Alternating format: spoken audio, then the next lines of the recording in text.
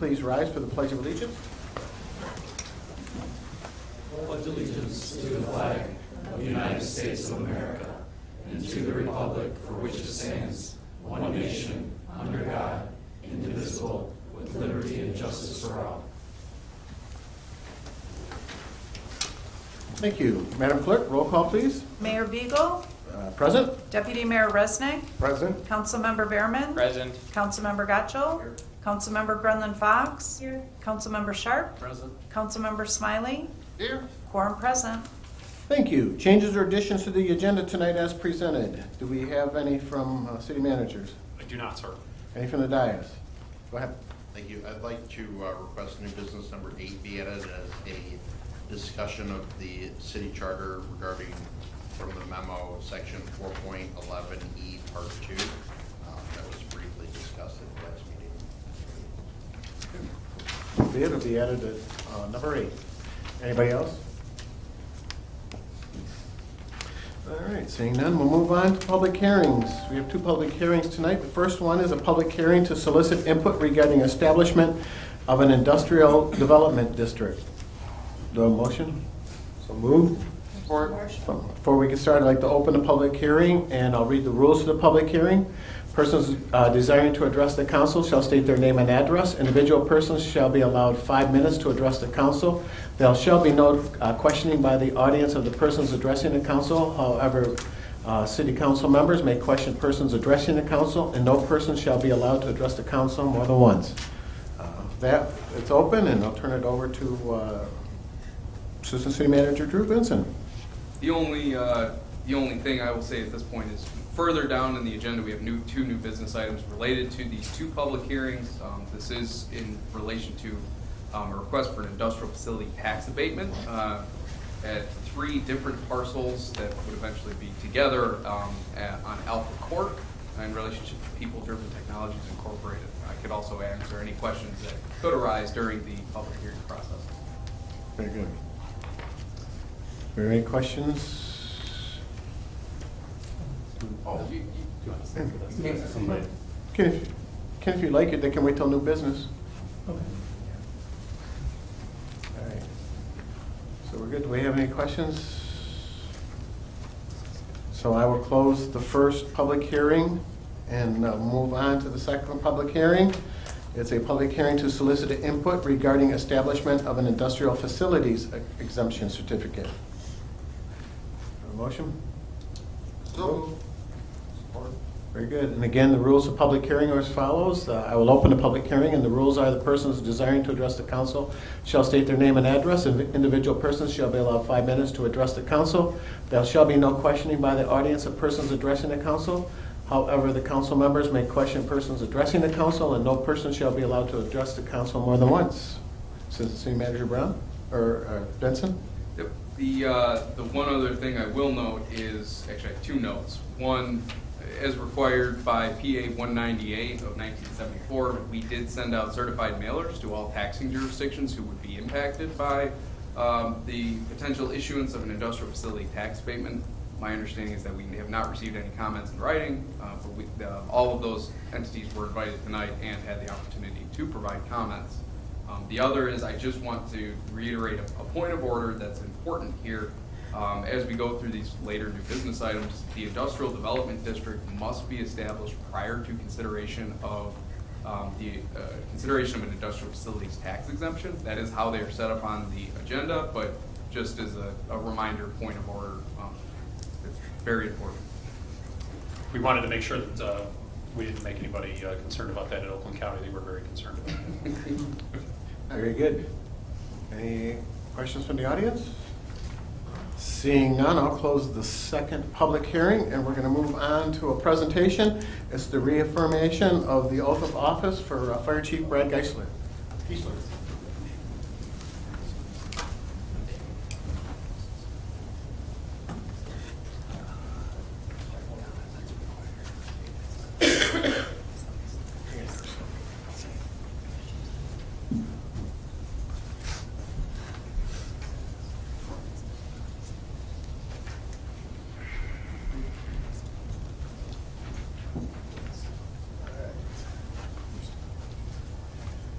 All right, I'm pleased to schedule to the reaffirmation of office, the oath of office for Fire Chief Brad Giesler. Brad most recently served as interim fire chief since May of 2022 before being sworn as fire chief Monday, February 13th. Brad has over 21 years of experience with the Wixom Fire Department in a variety of roles, beginning with the paid on-call firefighter and leading up to captain and fire marshal. As previously mentioned, he then stepped up during a time of transition and more than capably led the fire department as the interim fire chief. The fire department has shown great improvement during this recent time period. First, we have experienced unprecedented success in recruitment of firefighters, which had historically been a very difficult challenge. This, in turn, resulted in 24-hour staffing of our fire department, which has been a long goal of the city administration and city council. While these goals have been the result of cooperative achieving, both Brad Giesler serves as the new fire chief for Wixom. I look forward to working with him and the entire fire department to ensure efficient, effective, and high-quality fire department services for our community. With Chief Giesler tonight is Mike Janey, his daughters Michaela, Addison, and Peyton, his parents Ralph and Kathy, and his father-in-law Bob. And at this time, I will the oath of office to. I, Bradley Giesler, do solemnly swear that I support the Constitution of the United States, the Constitution of the State of Michigan, and the Charter and ordinances of the City of Wixom, Oakland County, Michigan, and that I will faithfully discharge the duties and responsibilities of fire chief according to the best of my ability. I will. Congratulations. For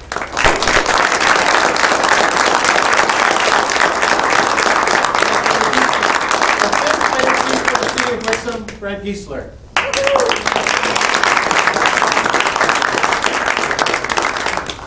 At this time, we'll take a brief intermission for some refreshments, and we'll get back in like 10, 15 minutes. Okay.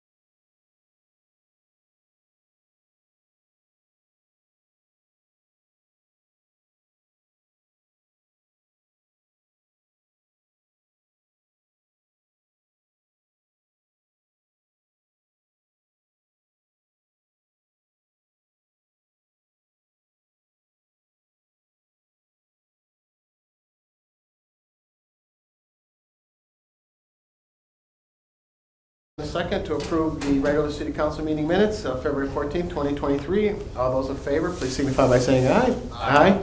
Opposed? Motion carries. We have no correspondence tonight, which leads us to the call to the public. I'll read the rules of the call to the public. They are as follows. The public shall address the council during call to the public, which shall be included on the agenda immediately after correspondence and again immediately after new business. The first call to the public immediately after correspondence shall be limited to agenda items only. A person shall not address the council in excess of 5 minutes unless the time is extended by a majority vote of the council present. Persons wishing to address the council shall identify themselves and their place of residence and shall state their reason for addressing the council. And all comments by the public shall be made directly to the council. Do we have anybody for the first call to the public? Seeing none, I'll close the first call to the public. Move on to city managers' reports. We have the departmental reports of January 2023. Any questions? Councilmember Gatchel? Thank you. Regarding the water report, there was 2 line items under the call log. One was from a resident calling to note that there were black specks in his water for a while. I think it said a year. Then it looked like he had called back because a test was done and he was checking on results. Is there anything we need to be aware of, or what was the outcome of that? Good evening. No, we made another visit and we took a backflow prevention expert. There's a company called HydroCore that the city contracts with for those services. And we took them along and had some staff further evaluate the situation. And it appears that those flecks are coming from within the water heater within the house itself. Okay. We have taken samples upstream and downstream and spoken with other neighbors. Nobody has made similar complaints. So it appears to be contained within the heating system for the hot water. Just like oxidation? Oxidation and some biological growth from stagnant water. Thank you. You're welcome. Any other questions? Moving on to the consent agenda. We have nothing on the consent agenda tonight, which moves on to unfinished business, which we have none. Moves us on to the first item of new business. Is a recommendation by the Tax Abatement Review Committee to adopt a resolution authorizing the establishment of an industrial development district at 49070, 49103, and 49106 Alpha Court in accordance with Public Act 198 of 1974 as amended and is requested by People Driven Technologies Incorporated. Do I have a motion? Support. Assistant City Manager Benson. Thank you, Mayor and members of City Council. Indulge me for a moment or two as I'll have to walk through. This is kind of a long process. So the request is to establish an industrial development district, which is the preceding step to considering an industrial facility tax abatement. This is a form of, we'll say business incentive or project accelerant to help make business attraction projects come to fruition. We don't do them all that often, but from time to time the city has. We currently have 5 industrial facility tax abatements that are outstanding. In this particular case, we have 3 parcels at the end of Alpha Court, 49070, 49103, and 49106. Together, these equal just less than 6 acres. And the proposal from People Driven Technologies would be to construct a new, approximately 27,000 square foot facility that would be their new, I'll say, East Regional headquarters. We do have members from the People Driven here tonight, so they can better kind of talk about what their business looks like.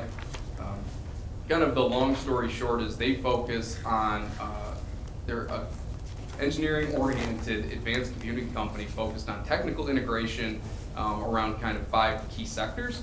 So really they assist other businesses with implementing more complicated information technology infrastructure. With that and with this new facility, we would be bringing up to or no less than 75 new jobs to the city of Wixom that would be located in this facility. Approximately half of those employees are estimated to work full-time in the facility, while the remaining employees are offered, actually I believe all employees are offered a flexible schedule where they're usually in the office from 2 to 3 days per week. You'll notice that there are some of the numbers in the process changed. The original application was calling for a $4.3 million investment and up to 52 jobs in a slightly smaller 20,000 square foot facility. Just prior to the hearing with the Tax Abatement Review Committee, People Driven did indicate that based on how well things are going for them or the acquisitions that have happened, they would like to expand upon the facility before even starting to construct it, going up to that $6 million investment, 75 jobs and 27,500 square feet. This information was all considered by the Tax Abatement Review Committee at their February 2nd meeting. The minutes from that meeting are attached, and you will notice there's I'd say a pretty robust discussion about the merits, the need, and really what this company offers, bringing to Wixom and why it is worth incentivizing. One of the key things I will note is the type of building that this would be, considering it is new construction, all of the tax revenue generated from it are new to the city. So really a 50% abatement as authorized by PA 198 would cut in half what local jurisdictions get, but that's still higher than where you would be if the project never happened. This is in contrast to a tax abatement for an existing facility that you could be cutting in half what you already were getting in exchange for helping to fill the space. So from a financial perspective, this is still a financial benefit for the city as well as our taxing jurisdictions, Bald Lake Consolidated Schools, Oakland County, the library, and others. So the financial impacts, or at least the estimated financial impacts, are further outlined in the financial analysis section.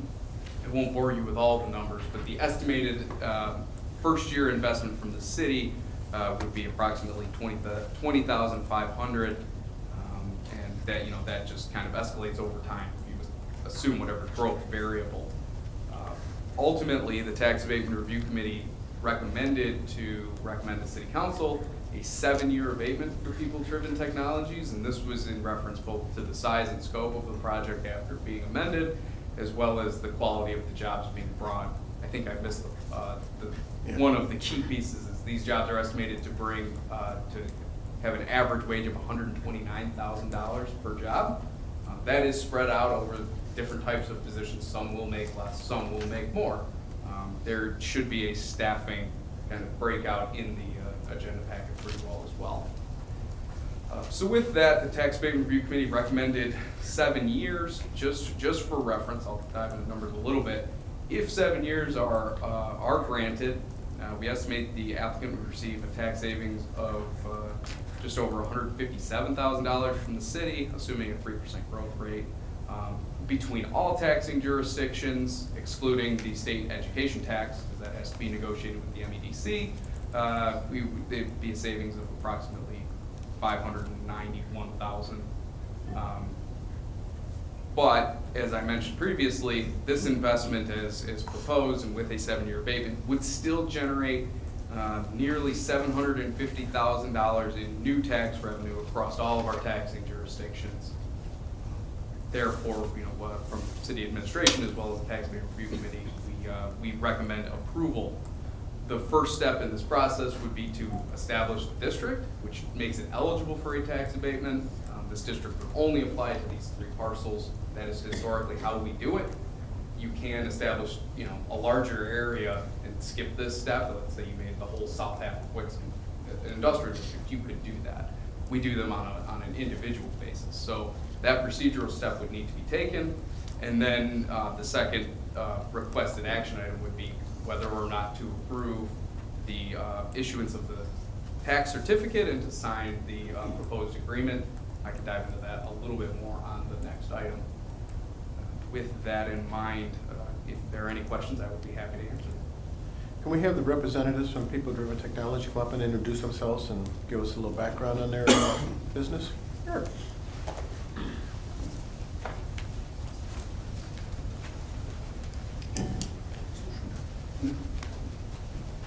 Good evening. Thank you for having us tonight, Council, and thank you, Drew, for the thorough explanation. My name is Brian Typo. I'm the president of People-Driven Technology.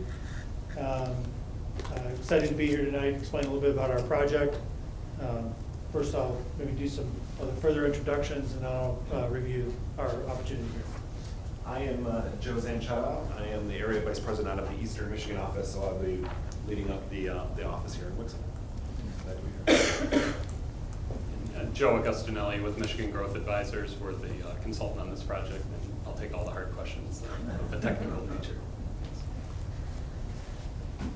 Yeah, so we appreciate, I'm located in West Michigan, but spent a considerable amount of time here, developing our plans for East Michigan, which, Joe will see through is leading this operations here. But Drew did a nice job of helping explain what we do. It's really bringing technical solutions to customers here in the Eastern Michigan district to help them further the business along, to assist their internal customers.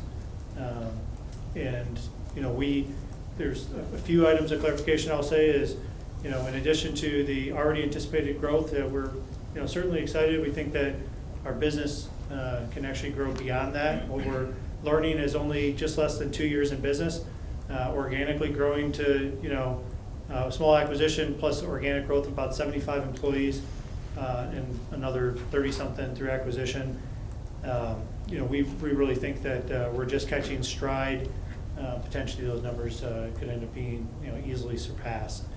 So we're excited about the value that's being seen for our organization, and we've been really excited about the interactions we've already had with the city and the planning, and hopefully the value that we can bring here to the city. So I think that's.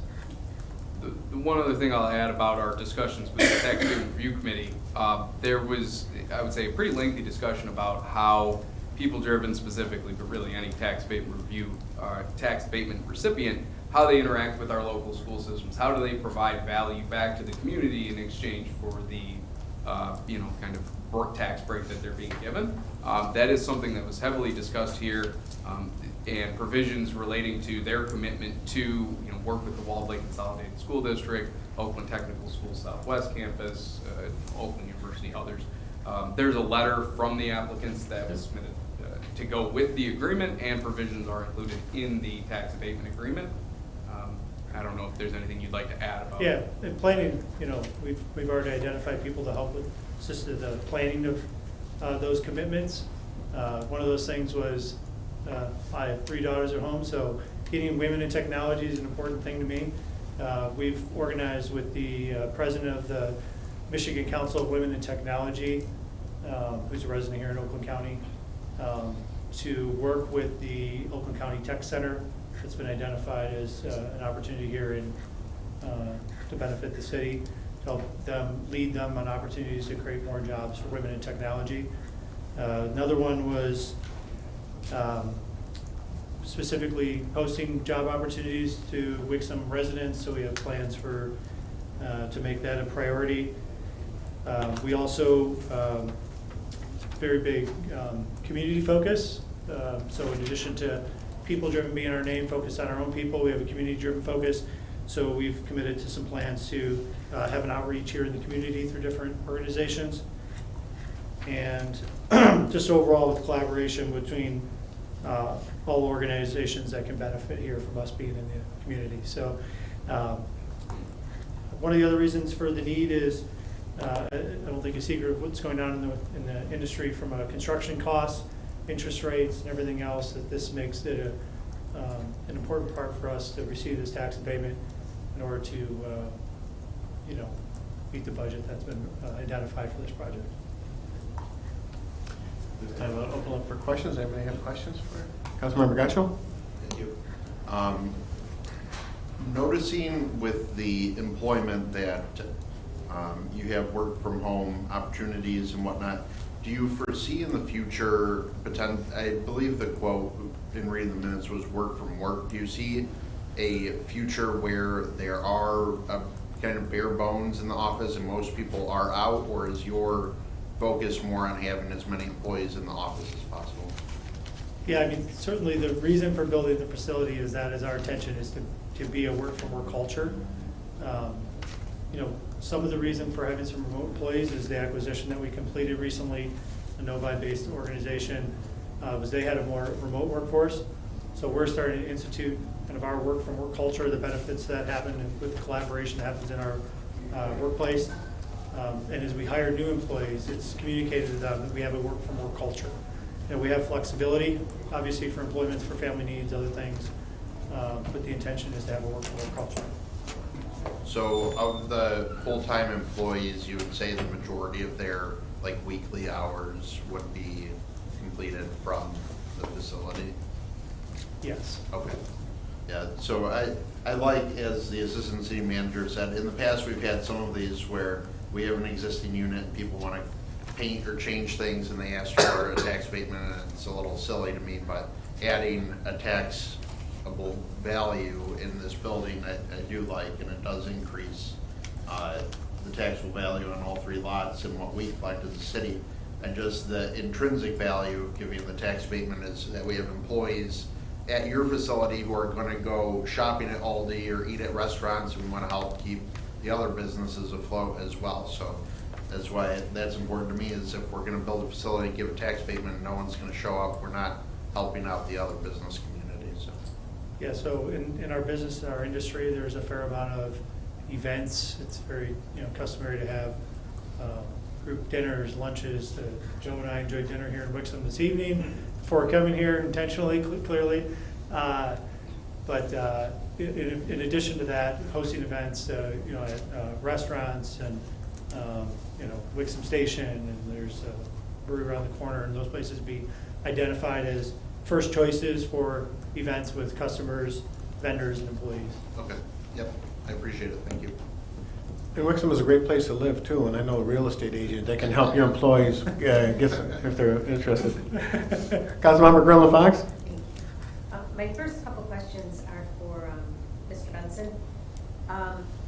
Is there criteria that is set forth in order to even be able to apply for a tax abatement? So, for instance, being a company that is unique in some way.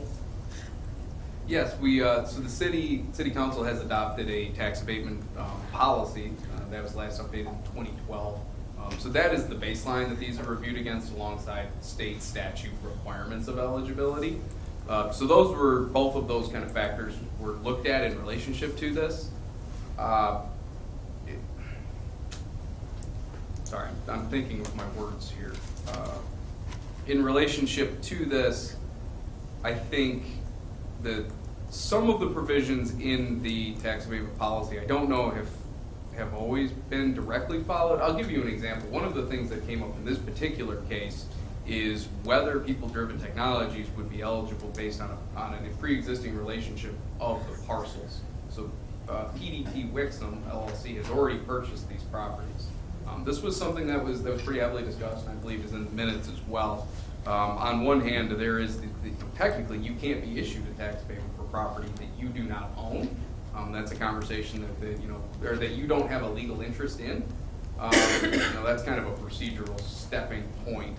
But I guess what I'll say to that effect is that the Tax Abatement Review Committee, we actively discussed that issue with them, and in this particular case, they did not view that to be an issue or an impediment to moving this tax abatement forward. I will say, since we're talking about the policy, we've identified from a staff perspective that there's probably a need to update or at least review what our policy looks like. Even walking through this process, we found some situations that were perhaps inconsistent. So that is on Tax Abatement Review Committee's agenda. We actually have a draft to them. We anticipate bringing that conversation back up in March and hopefully having an updated draft for City Council, I'd say late March or early April. But long answer to your short question.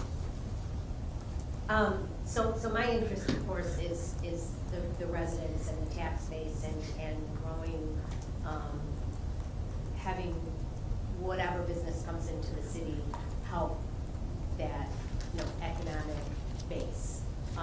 And then, of course, I want to see businesses succeed.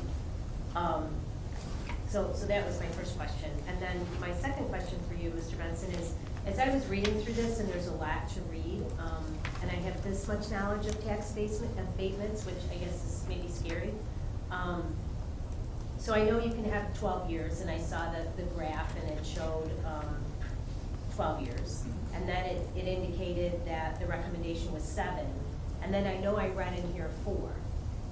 So what's the discrepancy between the 7 years and the 4 years? The original recommendation from city administration to the Tax Abatement Review Committee was for a 4-year term, and that was based on the project being smaller.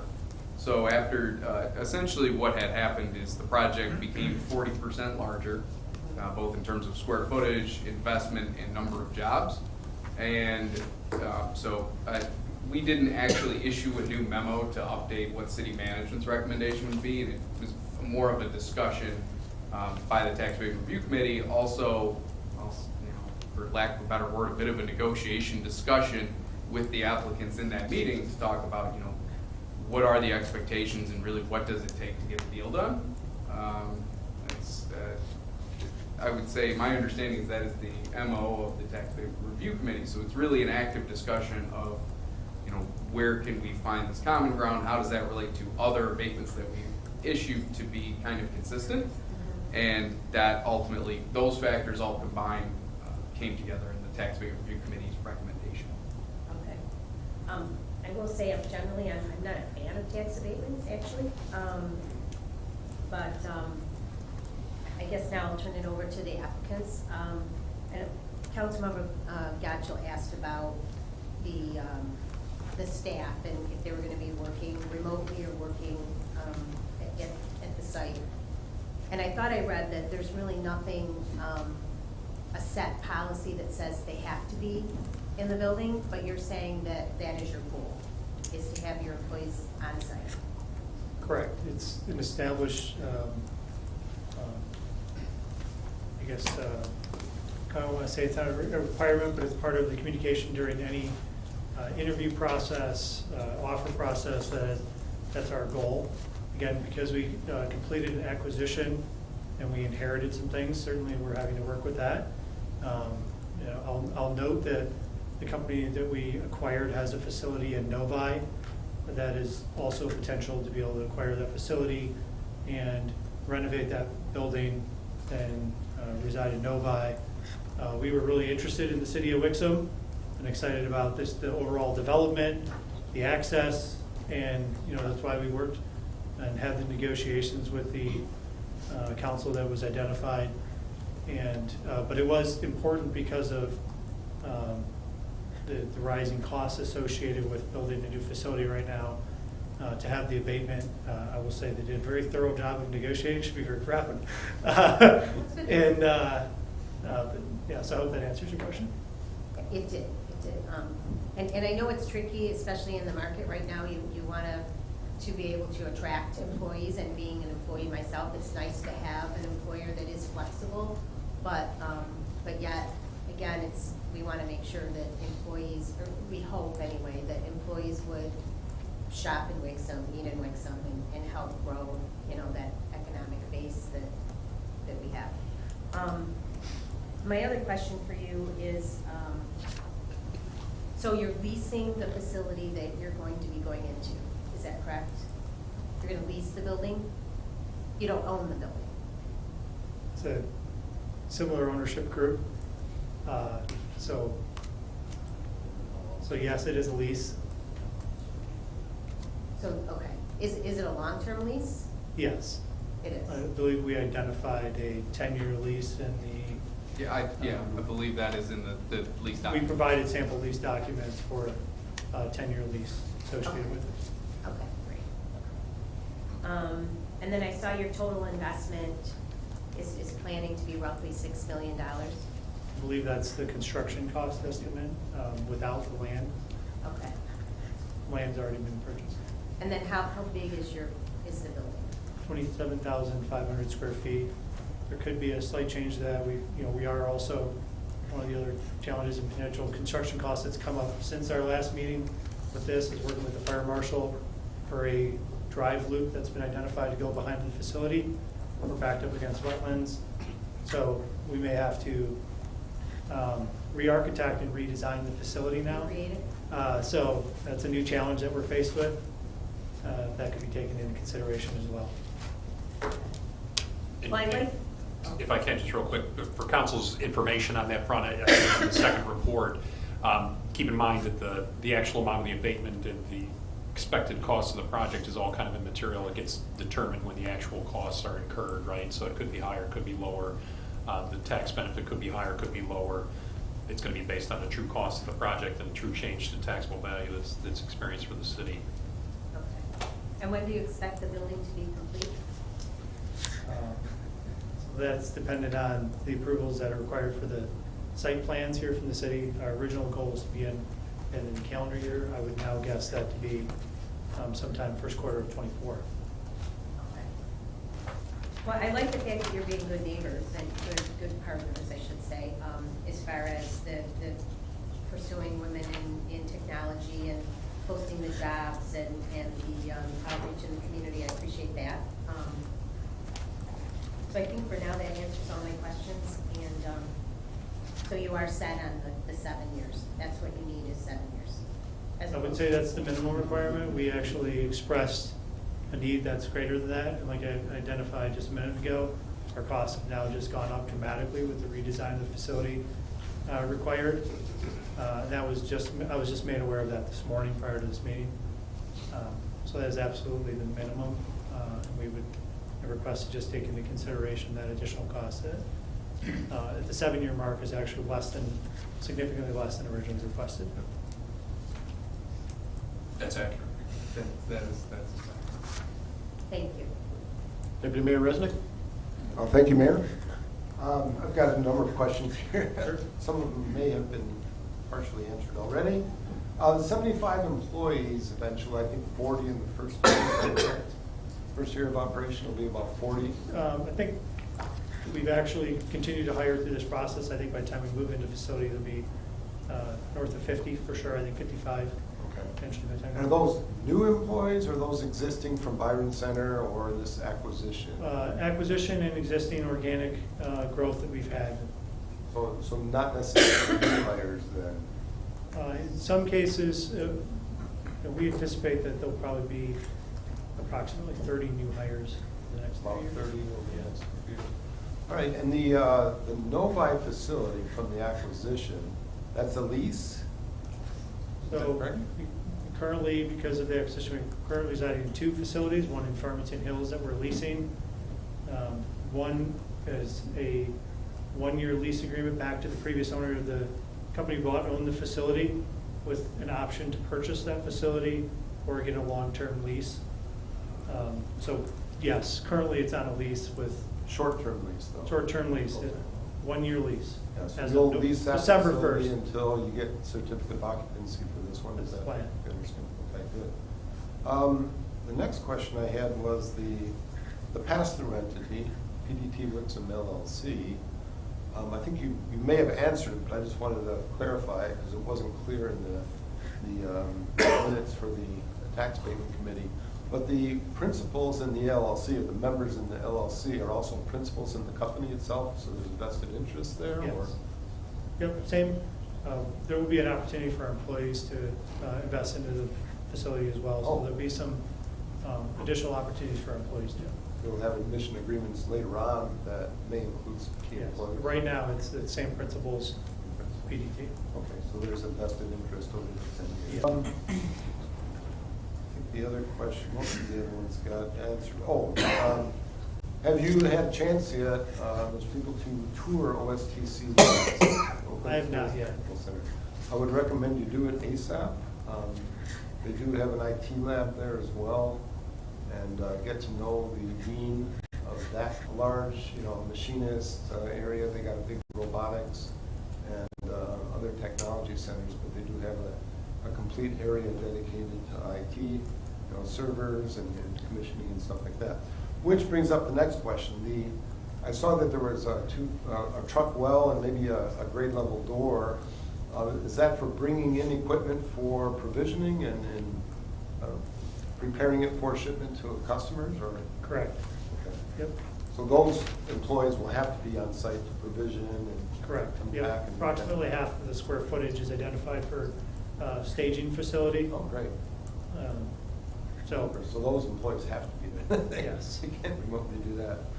And the other comment I want to make is, you know, I've been on council for a long time and gone through the years when the tax abatement was used as a tool for attraction for companies, you know, during that 2009, 2010 Great Recession and all. But we always had promises of companies supporting local events, and it may have lasted for a year, maybe two. We have a lot of opportunities through our Parks and Rec Commission for sponsoring the concerts in the park, our fireworks, which is a very large event. Your employees will definitely enjoy that. So I just want, I hope that you hold that true, that you'll be a good citizen in the community and support some of our local events and make sure you encourage your employees to get, you know, active in them and everything else. So I'm pleased to see, again, I'm not a big fan of tax abatements. I know every time I've applied for one, and I have a technology company similar to yours with a number of pass-through entities, I always get asked the question, would you do this if it weren't for the abatement? And my honest answer is always yes, because I like the location. It's great for a lot of my employees to live and all. But again, in this case, you're bringing new jobs and high-paying jobs in the technology sector, and I'm in support of it. Thank you. Appreciate that, thank you. Councilmember Smiley? Thanks. Thank you, Mayor Pegula. No, I'm just, Councilman, Deputy Mayor Resnick kind of but kind of covered a lot of the things that I was going to say. And I'm glad that, you know, early on, you know, Assistant City Manager Benson, we need shorter titles, you know, brought up the point, you know, a tax abatement for a new build versus, you know, some of the, you know, things we run into with, you know, some additions and things. I'm much more supportive of, you know, the tool of bringing in new business with the tax abatement. And I know there's, you know, there's things that come in, you know, the pros and cons with it. And but I like everything I've read here in our packet. We have some great questions that you know, filled in a few cracks. And I'm left with just a comment that I support this, and I like the situation. Thank you. Councilmember Berman? Thank you. Deputy Mayor did hit on one of my first questions was regarding the support to the community, because I remember the last business that was here seeking this shared the same thing, that they basically the same speech that you gave, that they wanted to be active in the community. And maybe this is a question for Deanna. Have these companies that we've given this to in the past, are any of them supporting us moving forward? I'd have to double check on that.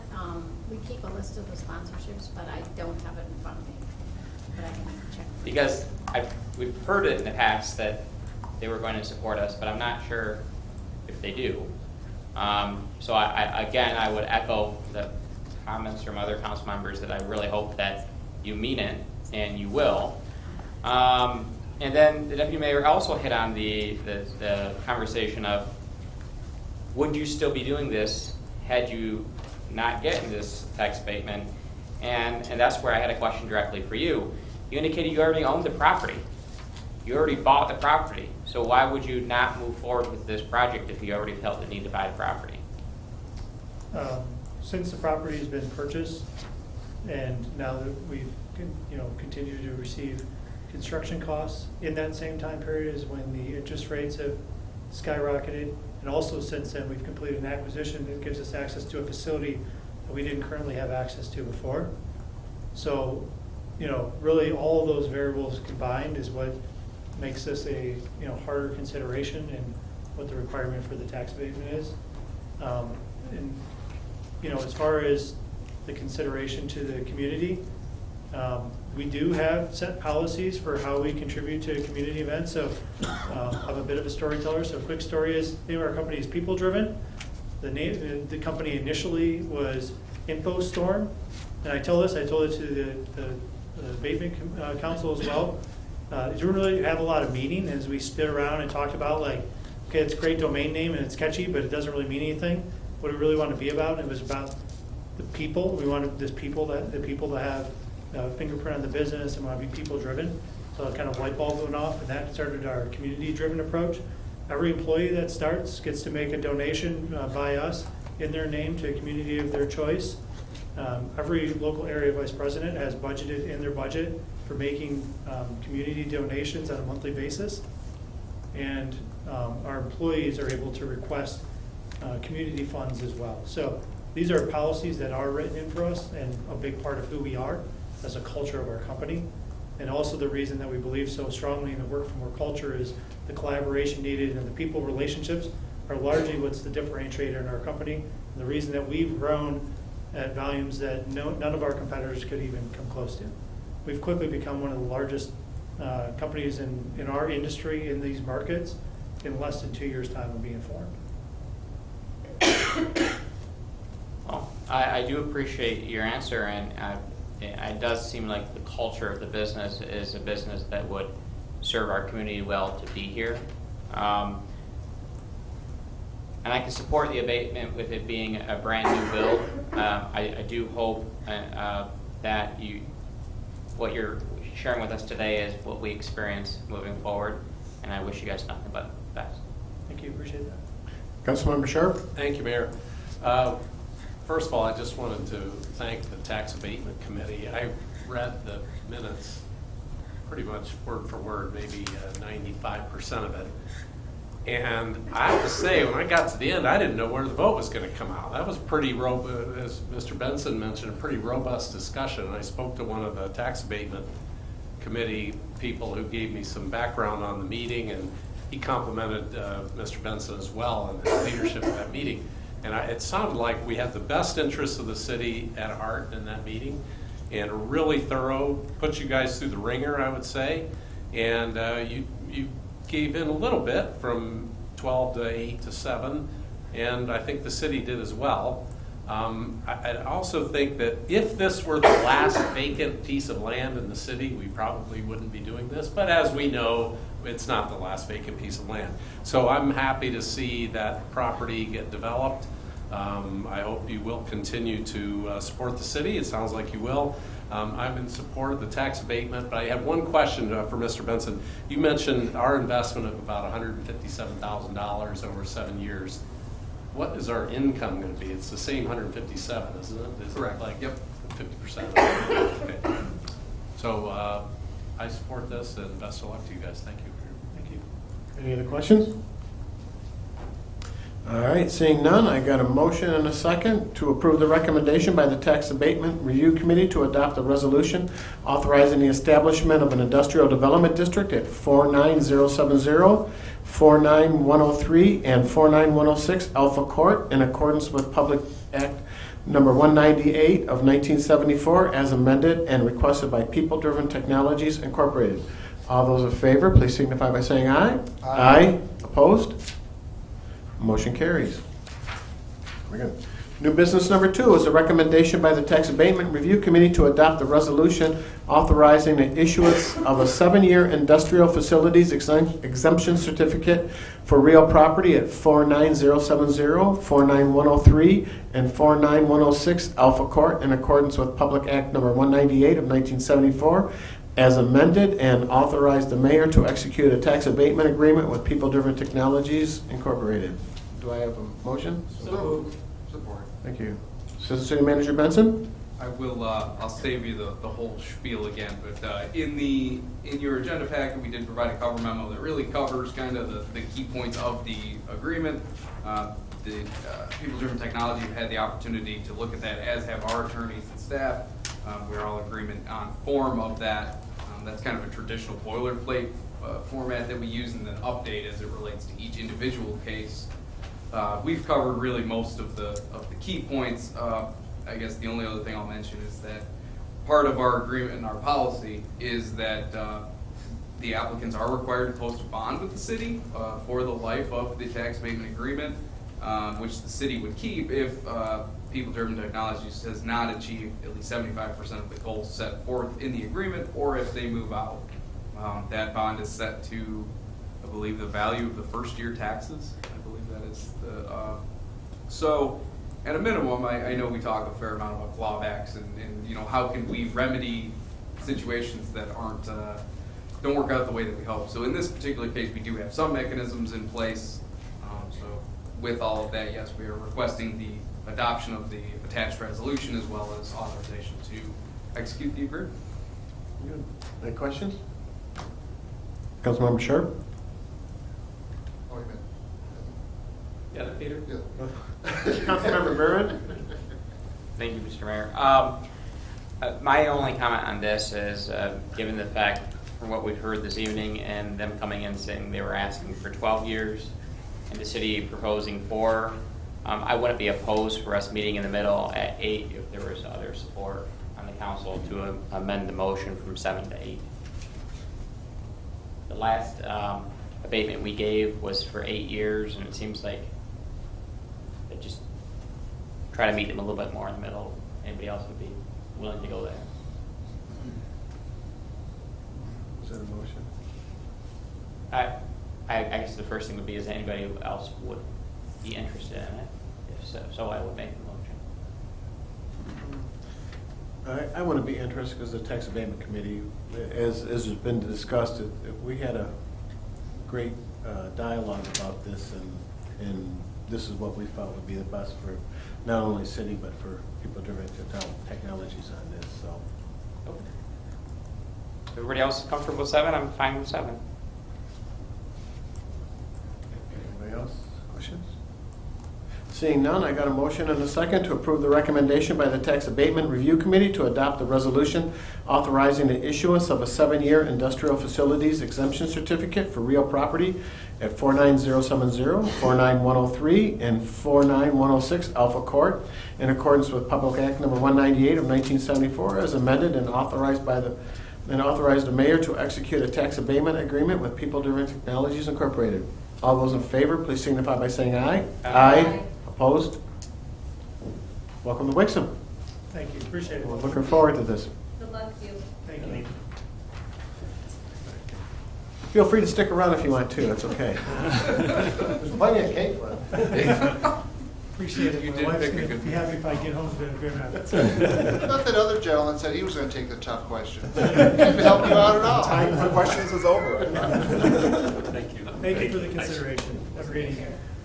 All right, moving on to new business number 3 is a recommendation to approve the introduction of an ordinance to amend the Code of Ordinances for the City of Wixom, Title 18, Zoning Chapter 18.07, Village Center Area District, Sections 18.07.010 through 18.07.090, and to rezone all parcels currently zoned Village Center Area to Village Center Area, that's core Village Center Area, transitional, or Village Center Area, low intensity, as recommended by the Planning Commission. Do you want a motion? So moved. Support. Assistant City Manager Benson. I just felt like changing where I was standing. No, sorry. One of the there are some images that go alongside of this, and this Is that the kind power outage map, or? No. I'm kidding. I will do kind of a broad overview of the topic. We also have Ben Carlisle from Carlisle Workman Associates, who's been the project lead on this since taking over the project.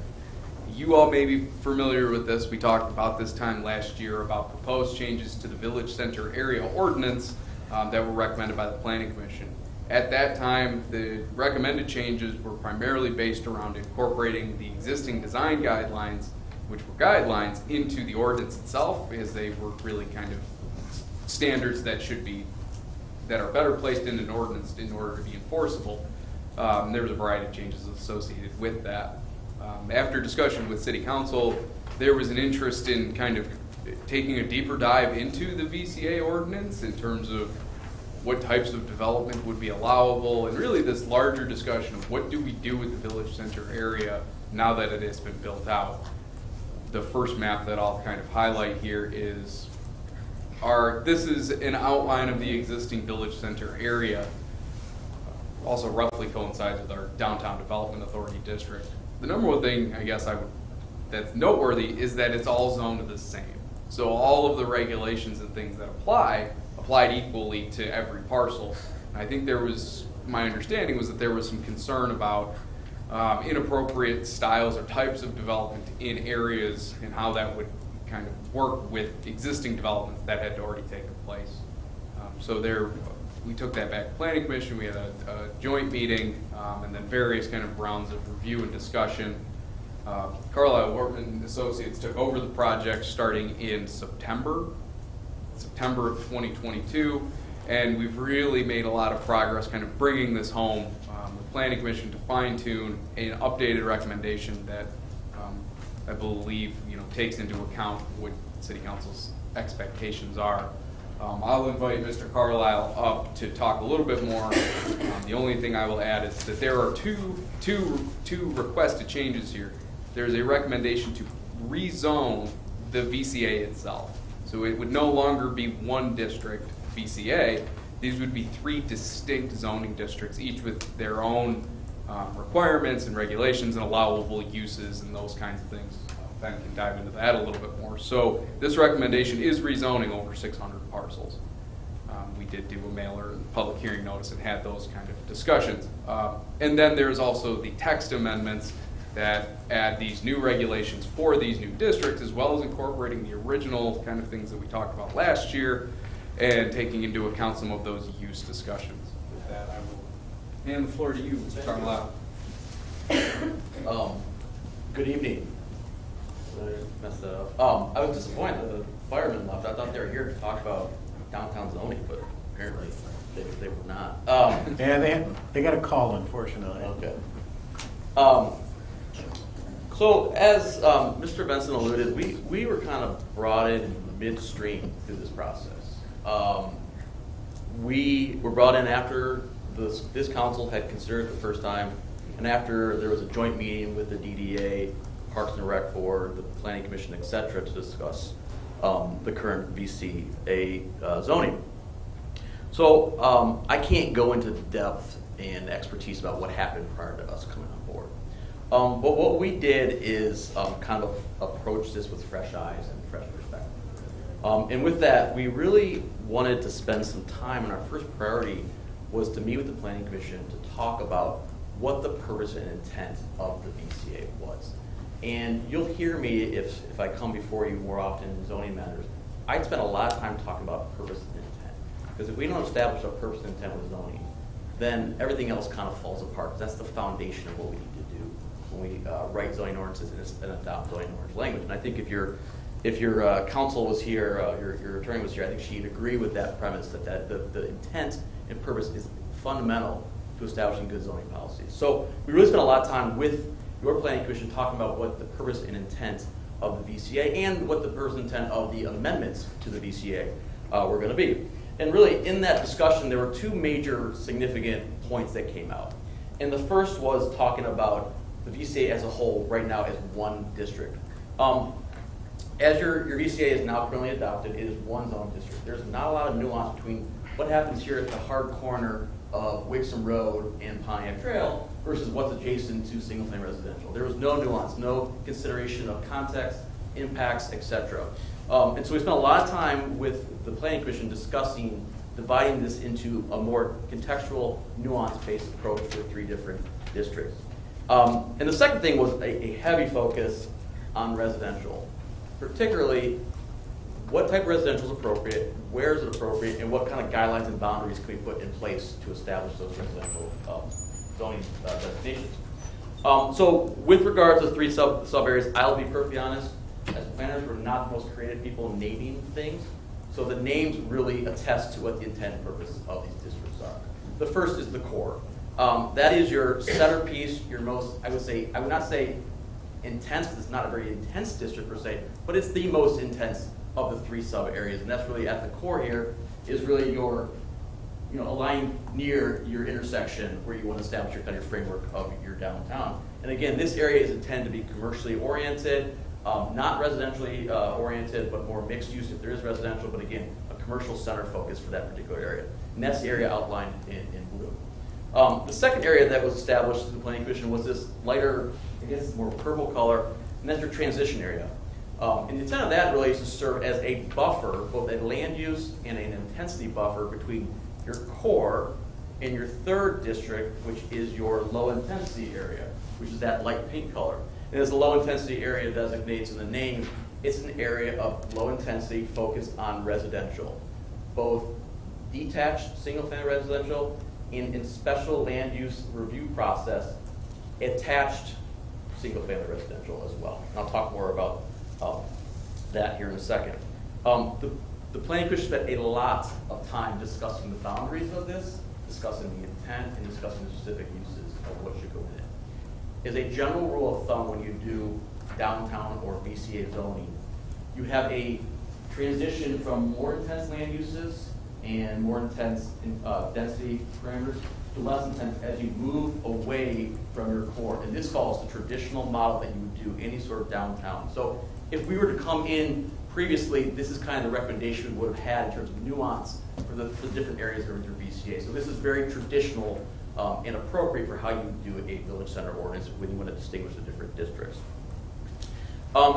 The second discussion point that the Planning Commission spent a lot of time on after we established kind of these boundaries of where these districts are, kind of what the intent and purpose was, is residential. Where is residential appropriate? What type of residential is appropriate for each area? And what parameters and kind of guardrails could we put in place to ensure that there is an appropriate residential? As noted, the intention of the core is really your commercial-oriented area.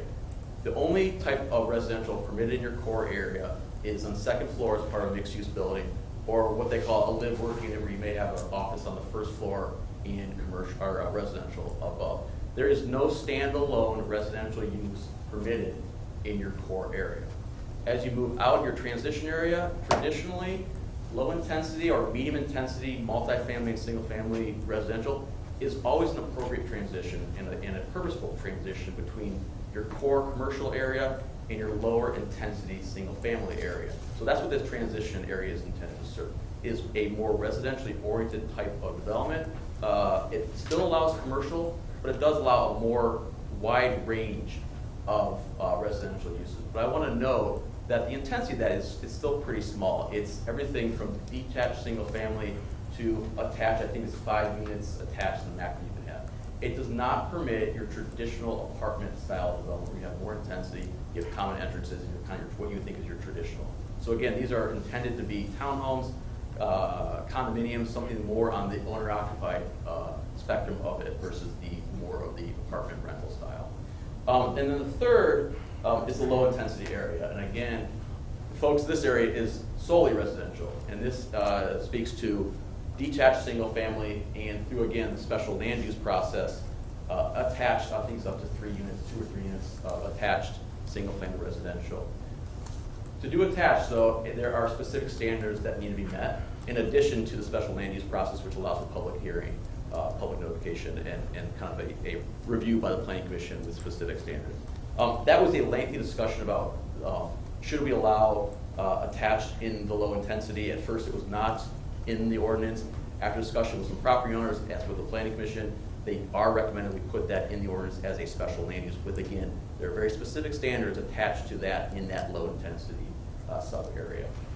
Those were the 2 main discussion points that we focused on, was the division of this area into 3 different segments, as well as where residential uses are appropriate and where they should be located. We did make some other changes. There's a significant amount of reformatting and re-layout, and that really was to make it a little more user-friendly in our opinion.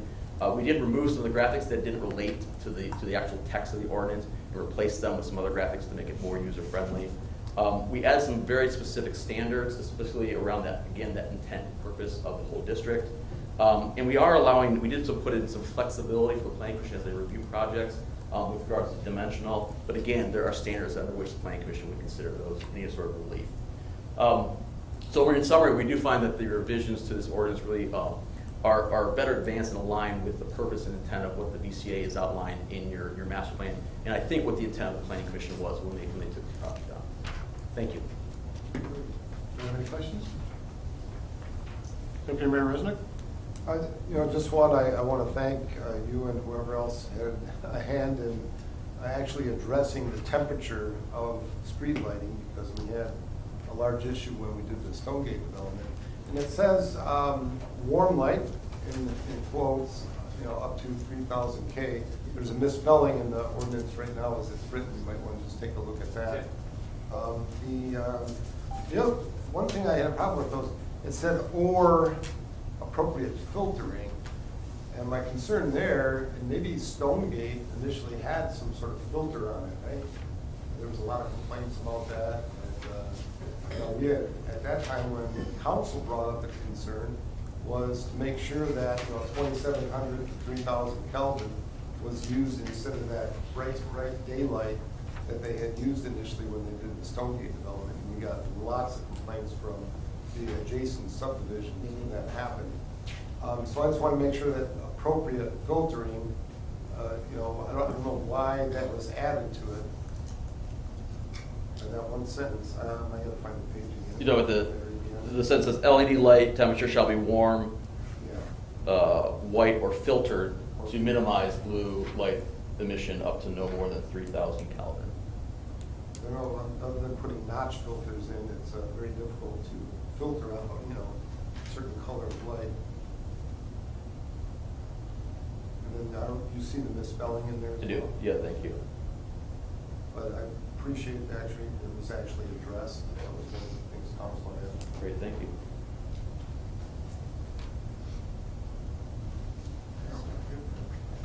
Councilmember Gassion? Not sure if I am. You picked you first.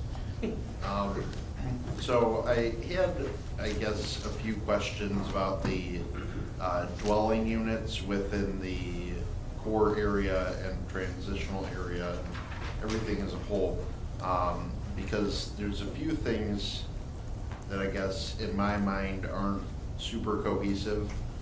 So on page 12, the first row under bulk standards, it says minimum of 2 stories or 25 feet.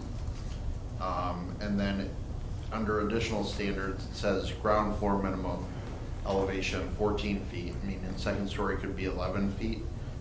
Later on though, as you go through the core sub area and the transition area, it states a dwelling unit shall have a minimum floor area of not less than 600 square feet. And then it goes into flex space, housing, live work, dwelling units shall be a minimum of 2.5 stories in height with a 4-story maximum. Be a mixture of unit sizes varying from 900 square feet to over 1,200 square feet per unit. And again, have a minimum footprint of 600 feet. So looking at this, first with dwelling units, before you get into flex space and housing in the core area, it's calling for a minimum of 600 square feet. That really lends itself to like a 1-bed, 1-bath apartment. And we've had numerous developers come before us before and have standing room only meetings where Wixom residents don't want any more rentals being built in the city. So I had expressed when this came up in initial discussions, which it was proposed then at 700 square feet, that even that was too small. I was thinking like 1,000 plus. And so to see it come back even lower than it was originally was a bit agitating, I guess. So I guess I would personally, and I'll wait for input from other people if they care to share it, but I would probably make the motion eventually to increase that to like 1,000 square feet. I really think that it would be going against what the residents have expressed, that we're creating standards at a minimum that allow themselves to be just rentals, which no one has expressed an interest in wanting within the city. So that also stands up within the transitional area where it also has a 600 square foot minimum. So I guess that's my main concern here is we started at 700, complained that that was too small, and then we got even smaller. So I'm not sure if anybody else wants to share feedback about that as we're going down the line. I would just say strike 3D that says have a minimum footprint of 600 square feet and where it go to C, where it says be a mixture of unit sizes varying from minimum of 900 square feet. It's in different, one talks about dwelling units, one talks about flex, live, work, but yeah. I'm sorry. Go ahead. Yeah, thank you for your comments. The first issue where they got is 700. 600 is what is in your current VCA. Yep. I was not aware that it went to 700 and brought back to 600, so I apologize if there's that disconnect. We didn't change any of the bulk standards really. Most of the bulk standards were pretty appropriate for what they were. So if it's the desire of the council, we can certainly raise that to the 900 to 1,300. That's not a problem at all.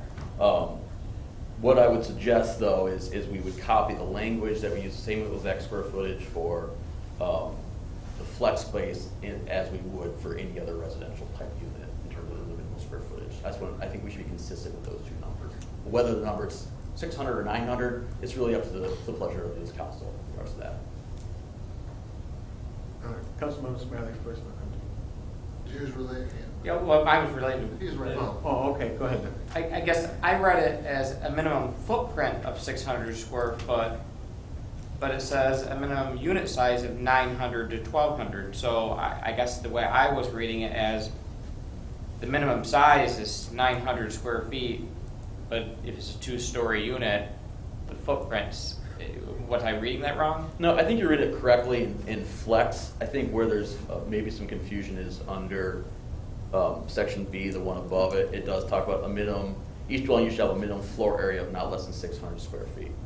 And so I think there's that disconnect needs to be corrected. It's two different sections. Oh, One says dwelling units, the other says flex You're reading space. you're reading the flex space correctly. Okay, and then I guess, is there a minimum square footage in the outlining area? 'Cause I didn't see that in there. Not the transition one, I saw that. What's the last? Low intensity? Low intensity, what's the minimum square foot there? There is no minimum there because those again are single family attached and single family detached, which they're going to be larger than the 900 square feet minimum that we're talking about here. I think we need a minimum there. Well, to be consistent, yeah. Yeah. But I support your amendment to increase in the core area and follow that through the transition area. And then whatever we do for the low intensity area should be a larger square footage.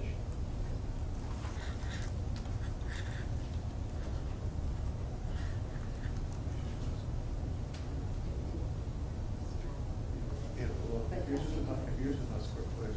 It is, yeah, Okay. and I support that Okay. as well. I support having it be increased and being consistent as well.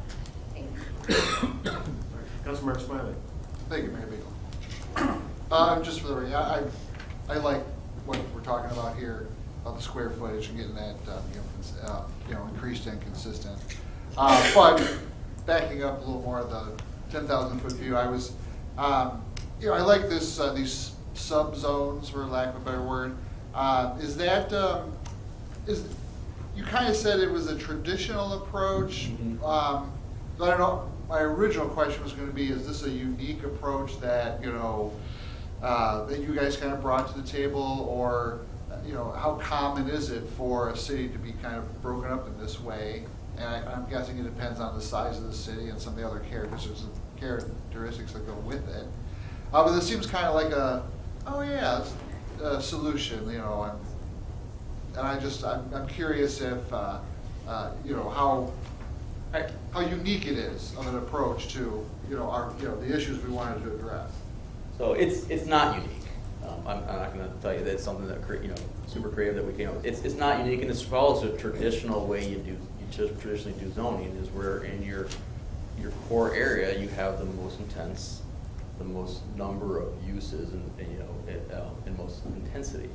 And as you transition, specifically as you transition towards single-family residential, you lower the intensity, you lower the amount of permitted uses, and you find uses that can provide a transition and are compatible with those adjacent uses.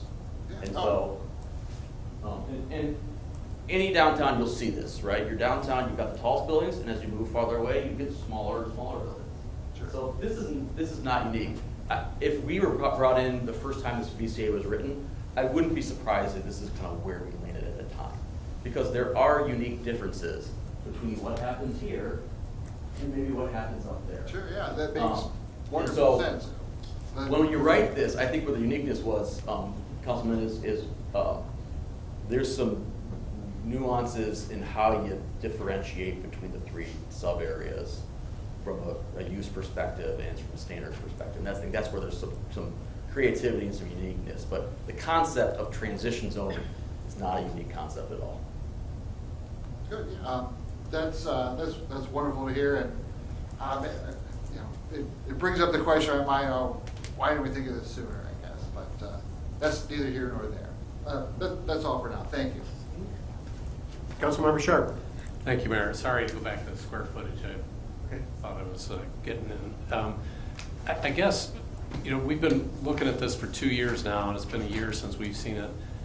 I hate to just jump in and say we're going to change it to 900. First of all, I'm not really sure what that's going to do. It's still multifamily dwellings, and we said, one multifamily dwelling. Is it just the quantity possible within a given area? You can't have as many if you got a bigger unit, I guess, is Councilmember Gottschall's point.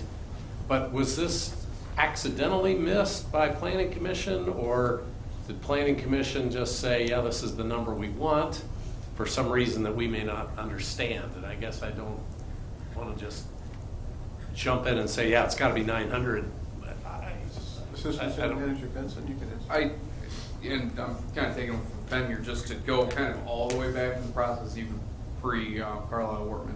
I don't know that at any point in the process, the Planning Commission really took a specific interest in minimum unit size, and I think that's actually partially intentional. Part of the goal here, and one of the things we talked about at our joint meeting last year, is that in the long run, it's probably unavoidable that in order to achieve mixed-use development, we're going to have to do residential on top of commercial. The office market just doesn't really exist as it did 15 years ago. So, part of allowing smaller minimum unit sizes is it can help make those projects more attractive. It also creates, if I'm not saying it's everyone's flavor in terms of affordable housing, but smaller housing units tend to be less expensive, so there's an appeal there. And one of the things Planning Commission did talk a lot about is how do these developments, it's usually about younger folks. Planning Commission spent a lot of time talking about older folks as well, and where, creating housing units that could make sense for older folks who may be single, or it might be, two people living together, but they want a downtown environment. So they never really seem to dive into the minimum unit size issue. I think most often we'll see those as they come through with the development, and I can understand the concern if someone came in and said, I'm going to build a mixed-use building, let's say it's East Retail, and there's going to be 3 floors of 600 square foot apartments. I can see the concern. There are pros and cons, and I can get into kind of the economic value of additional smaller units, but they're trade-offs. So I think Planning Commission ultimately, to answer the question, they saw value in allowing the additional density, specifically in the core areas, as you build a downtown district. Does that make sense? Yeah, because I respect Councilmember Gottschall's thinking about, we've had many residents standing room only talking about apartments, or talking about zone R4 versus R3 size lots. It's not it's about apartments in the specific apartment conversations, which are different than the R3, R4. It's about apartments. It's not about whether there's 600, 900, 1,000 square feet. People just don't want apartments, and I'm not saying that's right or wrong. That's the message I'm hearing from specifically residents. Renter-occupied apartments. These are homeowner, and there may be a small difference there to the residents, but it's a big difference for us, or us being the city administration and council would maybe understand some of the nuances better. So I guess I'm not supporting changing these words that we've looked at for 2 years now. And we went back to council, or back to planning commission, and either way, whether it's 600, 900, or 1,000, it's still multi-unit developments. We'd have a better chance of selling them at 600 square feet and getting a developer to build in at 6. That's what I'm hearing from the experts here on city administration. Notwithstanding Councilmember Gottschall's expertise in the real estate market, I respect that as well. But I just don't think we need to jump in and change that. It's still apartments. Or when I say apartments, I mean they're smaller, stackable units without garages or whatever they have. So I guess I don't support changing the square footage in this section. Thank you. Councilmember Gatchel? Thank you. Kind of as it relates to where the thinking for the square footage differences, it's not to make them larger apartments, it's what the size inherently lends itself to. At a 600 square foot minimum, it is a 1-bed, 1-bath apartment. That's it. And so when you get to 1,000 square feet, you're more 2-bed, 2-bath situation, which is a condo, less than an apartment situation. And so how I kind of compared is we look at, if we want to cultivate this atmosphere where we have a nice downtown, around here, where is that? That's Plymouth, Northville, Birmingham, those kinds of areas. They have storefronts, luxury condos above that are in Birmingham selling for $900,000 plus. Do I expect that here? No. But the opposite end of the spectrum is right next door in Wall Lake, where that weird blue-gray building next to the greenhouse parking lot is still up that used to be attached to Pepino's. That's what we could end up with. The liquor store next to Burger King on Maple, the liquor store's closed, but if you go by at night, you can see the lights on above, because those are small dwelling units above a closed down liquor store. That, I don't want to leave that kind of a room for error, I guess, where we don't think it will become that, but because we haven't tightened it up the way we could have, that's what it could become down the road. I had a conversation with the assistant city manager earlier today, and I guess the fear is that when you have a lower square footage, and I expressed this to him, you are, and I call it mom and pop kind of landlords, where it's not commercial. Like our apartments are commercially managed right now, and their professional upkeep and maintenance is professional. If you start to get into, hey, we have a 600 square foot storefront and one unit above, that landlord that owns that building maybe for their storefront, and it's not them living above it, who knows what the maintenance is going to be. That's kind of the fear. Whereas if we increase the size of what it is, I'm mainly looking at East Retail and what that could be. Instead of having offices above like we do in West Retail, it could be storefront and then a few stories of nice condos. That's where the size comes in, is if you allow 600 square foot, and we know who we've been dealing with, those are all going to be apartments rather than condos. And so the fear is that we just have an ongoing maintenance and kind of transience issue, whereas that is apartments. Like you've said, residents don't want that. When we up the size, we start to get more into the build to sell them, not build to lease them situation. Those become condo units that are sold, and then we don't have rentals, even though we can't control it. I mean, people might buy them and lease them, which they were doing with the townhouses like crazy that they've had. The HOA has now gone back to impose a limit on the number of rentals across the street. But it's just what the size inherently lends itself to. If we go low, we know what we're saying. If we up it, then we're reducing the chance, not eliminating it, but we're reducing the chance that we're shooting ourselves in the foot by making them apartment size, if that all makes sense. It does. Thank you. I just wondered, where was that logic in the last 2 years of Planning Commission seeing it, and then we get it here, and we've got 30 minutes to decide whether we support this. It just, I don't know, it doesn't feel like we're using the processes that we've established and the people and the commissions that we've established in the city to develop a holistic view versus a council or one member of council's view. Yeah, and that's why I like having like more eyeballs on it. It's nice that planning commission looks at it, but they're not looking at the same things we are. I mean, Flint Development, case in point, we have a lot of windows on one building and next to no windows on the other one. That's because we made us think about windows, and then the second buildings went back to them, and they couldn't have cared less about Maybe windows. that's why we So- hired a new city planning company to help us with that, too. Yeah, so I appreciate planning commission's recommendations, but I don't always like deferring and saying like, oh, they looked at it, because they're not looking at what we're looking at. They're a little down the line. So it's kind of we're the other wall of defense, basically. Yeah, agreed. Okay. Councilmember Berman? Thank you.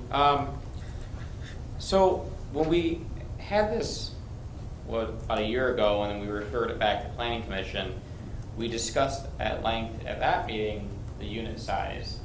And one disappointment with this is that it wasn't really addressed. And then I was looking at the minutes from the joint meeting that we had discussing this, and actually my comments from that meeting in particular were comparing and contrasting Shearwater, which is an apartment complex, very nice apartment complex at back in Maple. Their smallest unit there is 1,300 square feet, and it's completely filled. If that's what people want, and we're going to have more apartments, there's no reason why we shouldn't be regulating the size to that level. Because if we're going to get more rentals, because that's all what people want to build, at least have it a Shearwater comparison. Whereas, you take a look at the Village, and those apartments start at 600 square feet. And this is what we discussed a year ago when we sent it back, the difference of these comparisons. This is what we discussed at our joint meeting. And I know you came in late to the picture on this, but I do think the unit sizes need to be solidified in the ordinance. I could possibly accept the core number that you did between 900 and 1,100, so long as that 600 was removed. But I definitely think the transition and then the outer area needs to be increased more along that comparison. So something done by Shearwater development would be 1,300 square feet or something along those lines. So, I'm not familiar with Shearwater. Is that a traditional apartment? No. No, it's a mixed, is it part of mixed use? They were built initially with the intention of them being condos, I guess, and then financing changed. But they're standalone. They're standalone apart. They look like townhouses. So they're right where it says Commerce Township. Township. Yep. That's them. Okay, so I want to remind we're talking about two different districts here and two different size regulations. So the core, this 600 would apply to, again, mixed-use buildings. This would be the residential portion of a mixed-use building. In mixed-use buildings, from my experience, I have not necessarily seen a distinction between the size of a unit and whether it's rental or it's condo. I've seen 600 square foot condos. I've seen 600 square foot apartments. I don't have that particular concern about whether or not these are going to be, whether the size is going to dictate the particular form of ownership. So if there's a concern about one bedroom only at 600 square feet, that to me is a point of discussion whether or not eliminating 600 and going to 1,000 is more appropriate, because that would encourage more multi-bedroom type units and are open for more of the market. However, I also will note in your downtown core, if the intent of the core is for mixed use, is for a little more intensity to make that more of your urban area, smaller square footages with residential make the numbers work much better for a developer. And so it may be tough, especially in the market now we're in with some of the costs, to do larger units and still get a mixed use development. So those are the trade-offs you have to think about. And I go back to what the intent of what the VCA is. I think for the core area, a 600, it could be a little higher, 700, 800, is appropriate for what I think your intention is of the VCA, of the core. So that's the core area discussion. The transition area, I want to remind everyone, the transition area, those are again, either single-family detached or single-family attached. For just cost of construction materials, I don't think you're going to build anything less than 1,000 square feet minimum in the transition area. So I think it makes some sense to increase that number a little bit to 1,000, whatever it may be, because you're just not going to get anything less than that just by the nature of what you're required. But you're not allowed to do, apartments per se or mixed-use buildings and stuff. So I think it makes sense to increase. I think it makes some sense to have a continued discussion on the square footage, keeping it at a little bit lower number in the core. I think it also makes sense, conversely, to increase that number slightly in the transition area, just because of the nature of what's going to be built there by what we're allowing for housing type is going to lend itself to a little bit larger square footage. Does that make sense? And would you follow that to the low intensity area? Yeah, and we don't have a minimum size square footage. We have a minimum lot size of 5,000 square feet.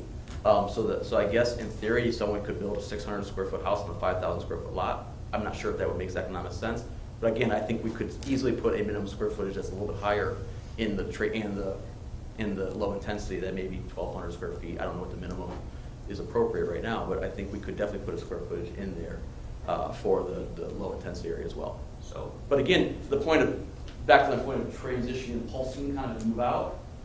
A little bit smaller units in the core, and then kind of a little bit slightly larger as you move out from the core center, and that really follows the model of what I think how the VCA is written, both in your master plan and in your zoning ordinance as well. I could accept 800, 1,000, 1,200. I think that would follow the intent, at least what I'm seeing, and I allow for what you're proposing as well. Deputy Mayor Resnick? Yeah, I'm just going back to, in defense of Councilman Gottschall's comments, on January 11th, 2022, we debated ad nauseum the square footage, and at that time, it was written as 700 to 1,200, and the ask was go back and make it a minimum of 1,000 at the time. And with our many other things, our former planning consultant did a lot of those feedback points were ignored when it went back to the planning commission, so I would be in support of increasing it, absolutely. I mean, we did it for a long time, January 11th last year. Councilmember Gatchell? Thank you. I'd like to make a formal motion that within the VCA core center area, we set a minimum, or we amend the minimum dwelling unit size to 900 square feet. Within the transition area, amend that to 1,000 square feet for dwelling units, and within the low intensity area, create a minimum of a 1,200 square foot footprint for dwelling units. Support. Okay, no motion, support discussion. I just want to point out, in the R3 zoning district, the minimum total floor area for a single-family residential house on a third of an acre lot is only 1,150. I guess, in my opinion, is from an administrative perspective, and I feel like 1,200 is a little high for the low intensity district. Would R3 is what's over across the street right now, and it's 1,150 for the ranches. Yep. Okay. That's the minimum you can do. They never do. So amended. Yeah, my 1,200. I meant to say 1,150. Thank you. I support it. So, any more? Point of information, what are the numbers? 900 core, 1,000 transition, 1,150 low intensity.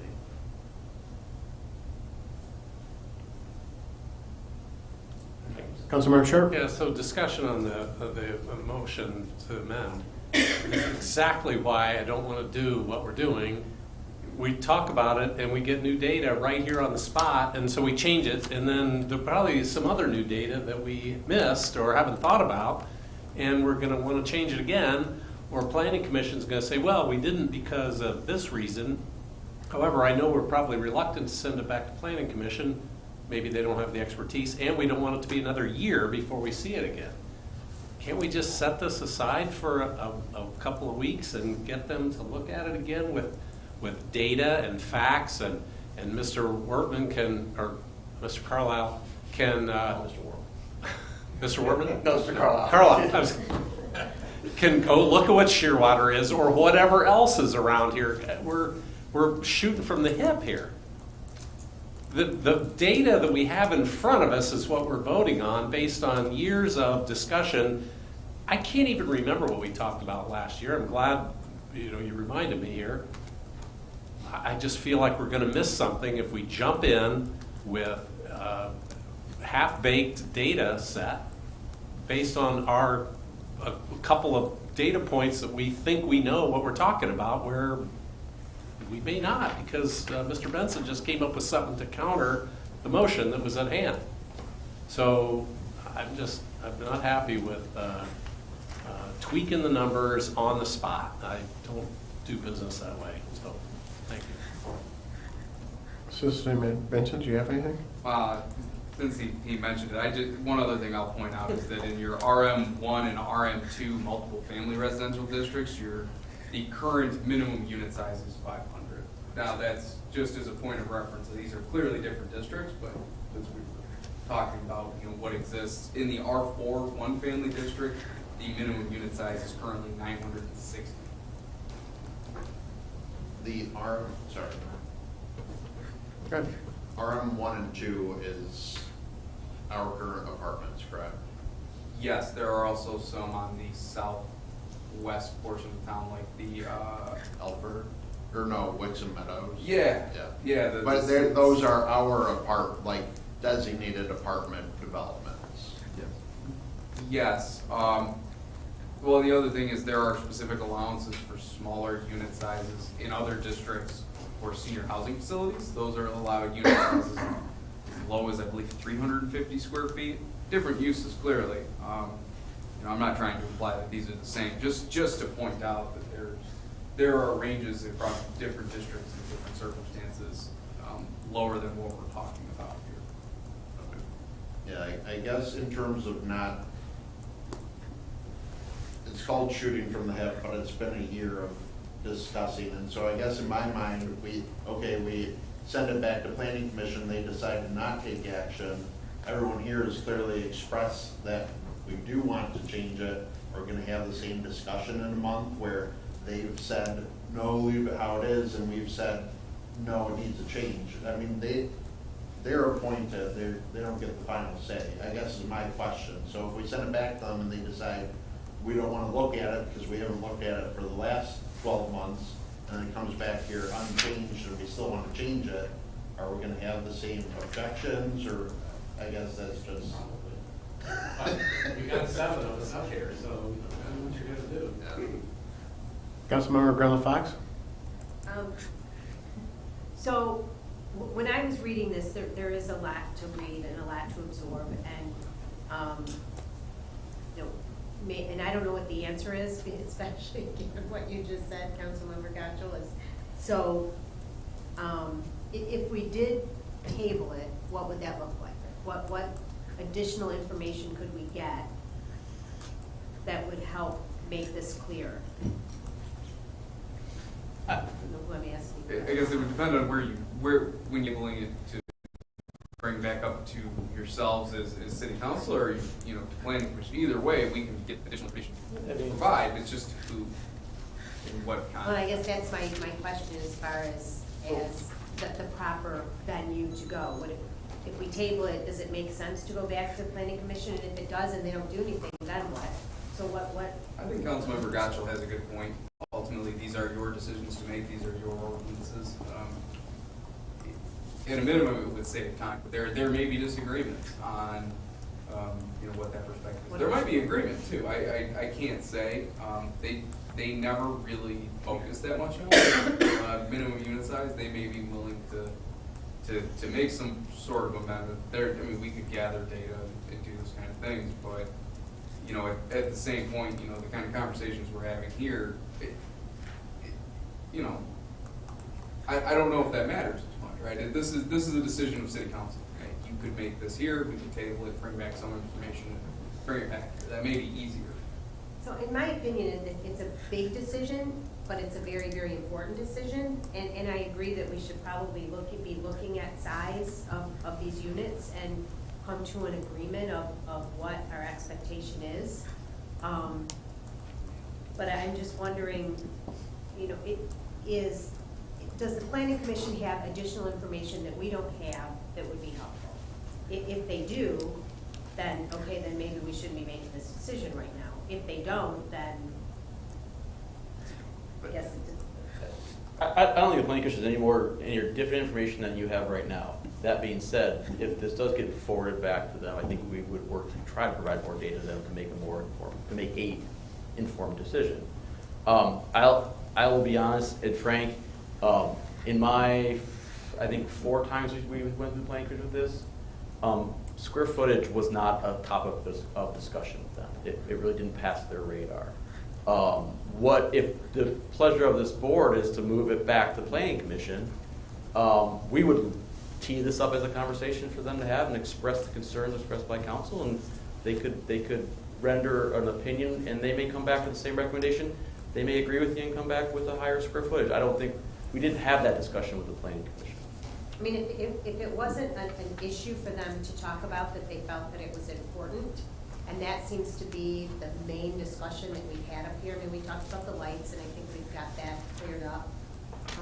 But if the size of these units is collectively our biggest issue, and they don't seem to care, or it's not an issue for them, maybe that's our answer. We just need to make that decision up here ourselves. I think a lot of their discussion ties back to the original VCA. When they created this ordinance, a lot of the members are still the same, believe it or not. So they talked a lot about, I guess, just from the vision perspective, what they'd like to see. You know, how that references to unit size is a different question, but I guess I'm curious what other people think about tabling it, and if it even makes sense to do that, given we know that it's not an issue that they want to talk about. Deputy Mayor Resnick?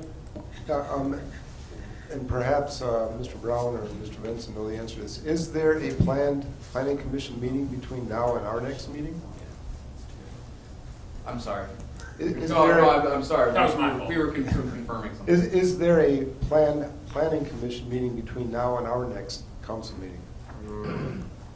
Because I know sometimes they get. They're on first and third. Yeah, there is a scheduled meeting for next Monday. Actually, in all honesty, we're probably going to cancel that. We're going to want a little bit of time to gather information to formulate that discussion. We'll probably take it back on the 20th. Yeah, they got a meeting on the 20th. Yeah, that would be most likely when this gets brought forward. Would we need to reschedule a new public hearing for them as well? I don't think you would have to for this. Okay. Councilmember Sharp? Oh, thank you, Mr. Mayor. I don't know that it necessarily has to go back to Planning Commission. I guess my point is, where did the 600 come from? Is it just random number generator, or was there some thought that went into it to start with? That's what I'm trying to understand. What was the data that informed the 600 number? Because we're informing ourselves from shooting from the hip tonight on a different number. And if it was randomly generated, then 900 is as good as any, probably. But 600 was a number that came from somewhere. Is it that's what every other village center area in the country uses, or is it something that looked good on the space we have and it was most attractive to developers, or what? I just don't know. Where'd the 600 come from? If somebody could help me with that, I might be willing to move on a different number. But as of now, I would not support it. I don't think that we can have a straight answer to that, because the company, the firm that developed these, we no longer do business with, so. And it was 7. But, but we have an expert that we've hired that might be able to help us understand that number, or why 900 might be a better number, or whatever. Because we're kind of surprising them tonight. That sounds like. All right, I get part of the job. I know. So, 600 in our last ordinance, ACA ordinance? yes, 600 is what your current ordinance states. So that's where the 600 came from. Where did that come from? Where he wants to know Oh. where it came from. Why?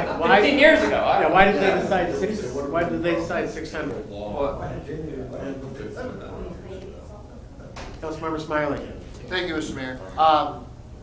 I'm inclined to, this doesn't sound good, but give planning one more chance and, send it back to them one more time before we just say, hey, it's this number, this number, this number. There's a new, Mr. Carlisle is, working with our planning commission now. He's certainly got an education as to how we feel about, some items, having to do with the zoning. And I don't want to, procedurally, tabling it is not, we don't want to force it back onto us, or whatever's the best way to give planning commission time, give administration time to, go look at what we're talking about and, and come back. Do we have to say no or reject it in order for it to just be open to be coming back? Or because tabling it sometimes makes it forced back on the next meeting? If I could, I'll clarify what I Please. think about that, right? So I think a motion to table is fine. It stays on the table until you take it off. So you at the next meeting that you're prepared to talk about it, you could say, let's take that motion off the table and act on it, right? And we're clear on what your direction is to go back to planning commission if that's the consensus. Yeah, but the so next meeting might we can not take be- it back to planning commission. I don't need a motion to say take it back to planning commission, and I think tabling it would be fine. Okay, gotcha. Bottom line. And part of that feedback I'd like to see from, hold on a second, let's wait till they're done. No, part of that feedback I'd like from planning and Mr. Carlisle is, what does that 600 number mean? Doesn't sound like you like it. I'd like an impartial understanding of, what the pros and cons are for 600 versus 900. And if, splitting the difference is, makes any difference or not. So that's where I think we should send this, rather than us debate it any further. And I do understand the frustration. I feel like, Groundhog's Day here. We've had this go around before, but only because there's a new, planning company, working with our planning commission. Let's send it back one more time. I hope it's very clear that this square footage thing is important that we get straight. That's a big deal. Yep. Everything else was, I think, okay. So, and if they're not discussing it in planning, please make sure that they are next time they meet. The message is loud and clear. Great. Thank you. Councilmember Gacho. Thank you. I guess just to maybe cut to the chase here, if we are planning commission and you're at the planning commission meeting right now, how's that number? We're having our square footage discussion because council sent it back to us for review. How are we going to come up with that new set of numbers? Just through deliberation, correct? Well, we're going to look at, as Drew did in the instance where he corrected the minimum square footage for R3, and so we amended the motion. But what new data would come up for them? Or is it just straight deliberation of here's our intent and here's the square footages we think are appropriate? I think to answer that question, I would do a number of things. First off, I would get some of the data of some of your apartment sizes and other residential sizes as well. We also work in 80 communities in the state, right? So we've written a lot of downtown ordinances, this type of zoning ordinance. I want to go back and look at those and see what some of our square footages are of those. Anecdotally, I would say that most times we don't have minimum square footages because density is controlled by other means, parking, height, setbacks. There's other ways to control density in the downtown environment. You don't necessarily care about the size of the units. However, I'm guaranteeing there's probably some that have some square footage limitations in it. So I would review other communities we work for that have similar zoning ordinances and bring some of that data to the Planning Commission as well to have some comparisons with them. But again, I want to say you're different than the other 80 communities we work for. I can tell you what they do in Dexter, Saline, Ann Arbor, Plymouth, Northville, but you have to come up with your own standard that makes you feel comfortable. So I come back and tell you that most communities don't have a minimum square footage, and if you don't feel comfortable with that, then you shouldn't go with no square footage minimum or lower or higher, whatever the case may be. So it's a long way of saying that I want to give the Planning Commission multiple ways to approach this and discuss this. And if that's the direction the Planning Commission wants to go, or sorry, the council wants to go, I think the message is very clear from this council. That's a big point of discussion. But again, I think it would be, in everyone's business, it would be, I think I'd start with some best practices of other communities and see what they have for square footage minimums, if they have them at all, to be honest with you. And I appreciate it. I mean, it kind of, that's essentially what the question is it boils down to a deliberation of what our intent is. Because Ann Arbor might have 400 feet and Northville might have 1,000 square feet. It's what does Wixom want? So it's nice to have those data points, but ultimately it's irrelevant in some sense to what we truly want as a city. So that's why I guess with the motion, I'd prefer not to send it back to them, just because I don't, like, if we send it back and then they have a discussion about what we want and send us back saying, no, we agree with you of what you want, I don't need to be told what I want to hear from them. And at the same time, if they take no action and we want to change it, that's our prerogative too, because they're an appointment board, they're not an elected board. So I guess just in either scenario, I don't see how it benefits us delaying the thing, because it's our prerogative as council to determine it. So I guess that's just my thought. Thank you. Okay, so we do have a motion on the floor right now on the side to increase the square footage sizes. So I guess. You get support? Yeah, we have a motion and support. It's been a long time, I just wanted to make sure. Yeah, it was Gotcho and Smiley. The core is 600 to 900, transition is 600 to 1,000, and low intensity is no minimum to 1150. Okay. All those in. Can I ask a procedural question? Certainly. So if it sounds like, and I don't know if it is or not, that most of council wants to table it, we would have to deny this motion and then go to that. Oh, before your motion is heard. And I don't, we wouldn't table it, would we? Wouldn't we? We would table it with the table it and send it back to planning?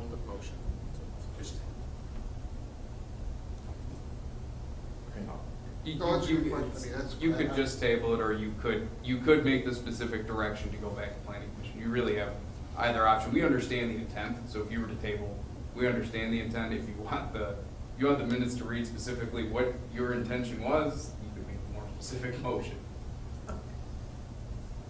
I'm just trying to, I guess, give everybody a chance to comment on what they want to do. So would I ask to make a motion then?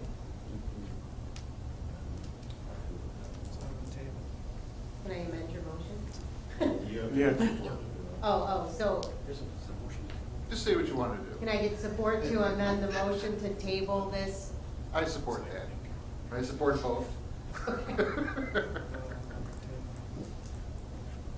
Okay, so now I got a motion and support to table new business number 3, send it back to planning commission for further discussion and come back to council.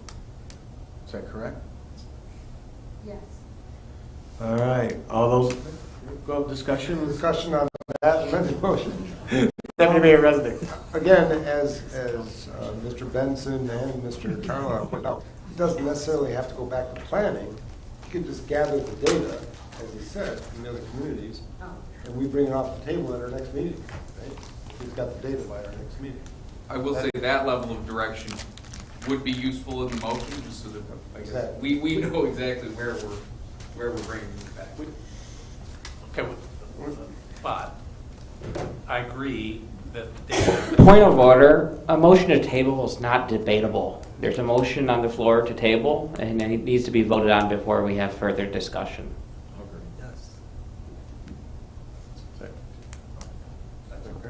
All right. Got a motion and a second to table new business number 3. And Is that correct? I mean, did we get confirmation on Yes. his point of order? yes, I'm looking at city clerk. They nodded. yes, they nodded. Yes. Okay. And then we're going to table it, and we're not sending it to back to planning. We're asking for more information. Is that correct? Sure. Okay. That's what we were gonna. We're not discussing it. We got to vote. You got, well. So the motion I is think we to discussed the table it for motion, more we just information. can't discuss the item. Tabling it for more information. We're going to table it for more information on square footage sizes. All right, all those in favor, please signify by saying aye. Aye. Opposed? No. Deputy Mayor Resnick, Aye. Councilmember Behrman, No. Councilmember Gotchall, No. Councilmember Grunland Fox, Yes. Councilmember Sharp, Aye. Councilmember Smiley, Yes. Mayor Beagle, Aye. 5 yes, 2 no. Very good. Motion passes. Thank you. Thank you. We'll be, I'll work with Mr. Benson on dates to come back, but we'll do it in a timely manner. Sounds good, thank you. All right, new business number 4 is a recommendation to authorize participation in the Michigan Intergovernmental Trade Network to sell surplus city vehicles, equipment, and miscellaneous tools, and designate Russ Pearson as the authorized agent for the sale of this property. Do I have a motion? So moved. Tim, this is just routine. The only difference is Russ has taken over your spot on this, correct? Yeah, for signature. Okay. All right, any discussion? All right, I got a motion and a second to approve the recommendation to authorize participation in Michigan Intergovernmental Trade Network to sell surplus city vehicles, equipment, and miscellaneous tools, and designate Russ Pearson as the authorized agent for the sale of this property. All those in favor, please signify by saying aye. Aye. Opposed? Motion carries. Thank you, Mr. Mayor. You're welcome. Okay, new business number 5 is a recommendation to award. I'm glad to see you're still awake. Recommendation to award a bid to Lansing Real Green Lawn Care and Landscape Incorporated of Diamondale, Michigan for a 3-year contract for outdoor landscape services in the amount of $8,462 and authorize the mayor to sign the agreement. Do I have a motion? Move to approve. Support. Thank you. Ms. McGee? Basically, this is just routine. City contracts with a landscaping firm to do our spring cleanups, fall cleanups, and annual flower planting. We have a new contractor this year, and we're recommending Lansing Real Green Lawn Care. They came in as a low bid. Why are we going to, did the old company not want to do this, or? They disassembled due to medical reasons. Oh, okay. That's unfortunate. Okay, any questions? Councilmember Sharp? Thank you, Mr. Mayor. Ms. McGee, just the difference between their bid and the next one was like half or something, third. Are we confident they're going to come 64 miles or whatever it is from their home in Dimondale, Michigan to Wixom to do that? Yes, I did check the references. They do a lot of work for MDOT. Okay. So they're in the area. They And it's have- not daily or weekly, they're a couple times, right? Once or maybe once or twice they have to come out and get the whole thing done? They come usually once a week. Oh, they do do? once. That often? You know, like spring cleanup, they'll come and do it all, and fall cleanup and the annuals, and then they'll come back for weeding, like weekly. Okay. All right, thank you. Any other questions? All right, I got a motion and a second to approve the recommendation to award a bid to Lansing Real Green Lawn Care and Landscape Incorporated of Diamondale, Michigan for a 3-year contract for outdoor landscape services in the amount of $8,462 and authorize the mayor to sign the agreement. All those in favor, please signify by saying aye. Aye. Aye. Opposed? Motion carries. Thank you. New business number 6 is a recommendation to authorize resolutions for special liquor license applications for events at Silly Square Park on June 22nd, 2023 and July 20th, 2023 for an event at the community center and for an event at the community center on December 1st, 2023. Do I have a motion? So moved. Support. Again, these are just pretty much routine. We've done these before. It's for our big events, the Light the Night fireworks and the Hot Blues and Barbecue, and for the tree lighting ceremony, correct? Correct. All right, any questions? All right, I got a motion and a second to approve the recommendation to authorize resolutions for special liquor license applications for the events at Sibley Square Park on June 22nd, 2023 and July 20th, 2023, and for an event at the Community Center on December 1st, 2023. All those in favor, please signify by saying aye. Aye. Opposed? Motion carries. All right. New business number 7 is a recommendation to award the low qualified bid for a fireworks display to American Fireworks Company of Hudson, Ohio for a 3-year contract totaling $14,000 for 2023, $14,500 for 2024, and $15,000 for 2025 from the Light the Night account number 101-751-807.543 and approve the 2023 permit application and authorize the mayor to sign the contract. Motion? Move to approve. Support. Ms. McGee? Again, this is a routine bid. Basically, we put the bids out for the fireworks display that's similar to what we've had in the past, and American Fireworks received the lowest bid of $14,000 for the first year. So we're recommending we go with that company. Do we have any questions? Councilmember Sharp? And Councilmember Behrman? Was American who we're using currently, or Great Lakes is who we're using currently? Great Lakes. And do we have references on American? Yes, they they do over 650 displays across the United States. I saw that, but I'm just saying, like, Oh, yeah, actually, the city used them about 15 years ago for 3 years. Okay. And then we bid this contract every 3 years. if those are the two players in the game, and it's just a matter of who came in cheaper, then Correct. I guess I'm fine with that. Any other questions? All right. I got a motion and a second to approve the recommendation to award the low qualified bid for a fireworks display to American Fireworks Company of Hudson, Ohio for a 3-year contract totaling $14,000 in 2023, $14,500 in 2024, and $15,000 for 2025 from the Light the Night account number 101-751-807.543 and approve the 2023 permit application and authorize the mayor to sign a contract. All those in favor, please signify by saying aye. Aye. Opposed? Motion carries. All right. New business number 8 is a discussion of the city charter. Councilmember Gacho. Thank you. So I wanted to bring this up, and we discussed it a little bit at our last meeting as well as other meetings, but relating to part 2 of the memo for section 411E, which covers vacancies for council. And so part 2 was the discussion about the process of appointments to vacancies.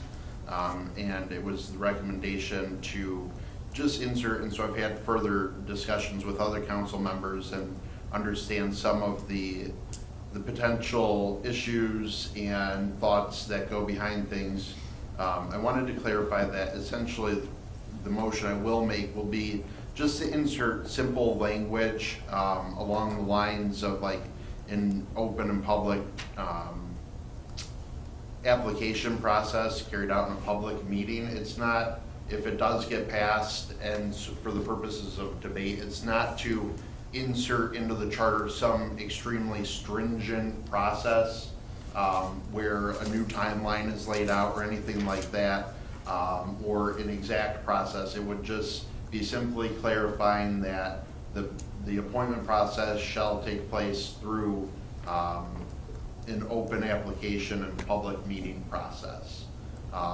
That will hopefully give some leeway to future councils on how exactly they want to handle that, whether they interview everybody in a public meeting or have a top few present. It gives them some bearing on how exactly they want to handle that, but it does at least put into the charter that that will happen publicly in a transparent manner. So I at this time make a motion to direct the city manager to work with the attorney to amend section 411E of the city charter to insert phrasing to convey that appointments to council vacancies shall occur through an open and public application and review process. Support. Discussion? Councilmember Behrman. Thank you to Councilmember Dodson for taking the time to have a private conversation with me on his reasoning behind this. I can support this at this point, unlike last week. Anybody else? I feel like I have a question, but it's not here yet. Could you say that again, Howard? I'm sorry. Say that again, it'd be an open process, an open and transparent process, meaning, I don't know, give me a for instance. So it's not, I'm not dictating the wording right now, it's a direction to city staff, and it'll be up to them and the city attorney to figure out exactly what language they want to bring back to us at a future meeting, and then we can debate that. But the essence of the wording, because I know we've discussed over the years even a stringent process in the charter, or whether that goes in rules and whatnot. This isn't meant to convey that we're going to have a very detailed process. It's just, right now it's vague and says that it shall be by a majority appointment of council remaining. We just want to add in some phraseology to say that that process will be through applications and a public meeting, basically. So to convey that it'll be transparent. It's not to say here is the process necessarily, it's just, it gives the vagueness still for future councils to determine exactly how they want to handle it, but at the bare minimum, it will be done in a public setting rather than how it's been handled sometimes in the past.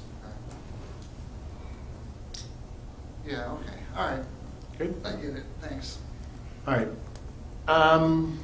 I'm not in favor of this. Since I've been mayor, I've been transparent on all these. There has been issues in the past of that, but this is one of the, I guess, if when you're the mayor, this is one of your jobs, one of your decisions that you get to do. It's been transparent all along. I haven't hid anything from anybody, and I can't support this because we have a system in place right now, and it's not broke. So if it's not broke, why fix it? Anybody else? Councilmember Gatchel? Yeah, just, I guess to publicly clarify, it's not a critique or commentary on your handling of anything. It's just what's handled or how it's been handled by others in the past and how it can be handled by others in the future. So I did want to clarify that it's not an attack against you or anything like that.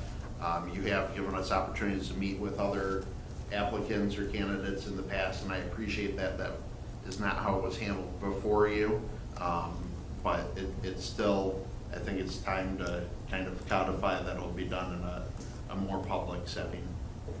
Thank you. Any other discussion? All right. Do you have the motion written down? Yes. Okay, because I didn't. All those in favor, please signify by saying aye. Aye. Opposed? Aye. Aye. Councilmember Behrman? Yes. Councilmember Gutschall? Yes. Councilmember Grunland Fox? Yes. Councilmember Sharp? Aye. Councilmember Smiley? No. Mayor Beagle? No. Deputy Mayor Resnick? Aye. Meeting tonight, and we move on to call to the public. I'll read the rules to the call to the public. They are as follows. The public shall address the council during the call to the public, which shall be included on the agenda immediately after correspondence and again immediately after new business. The first call to the public immediately after correspondence shall be limited to agenda items only. A person shall not address the council in excess of 5 minutes unless the time is extended by a majority vote of the council present. Persons wishing to address the council shall identify themselves and their place of residence and shall state the reason for addressing the council. And all comments by the public shall be made directly to the council. Do we have anybody for the first call to the public, or second call to the public, excuse me? Step right up, and thank you for waiting.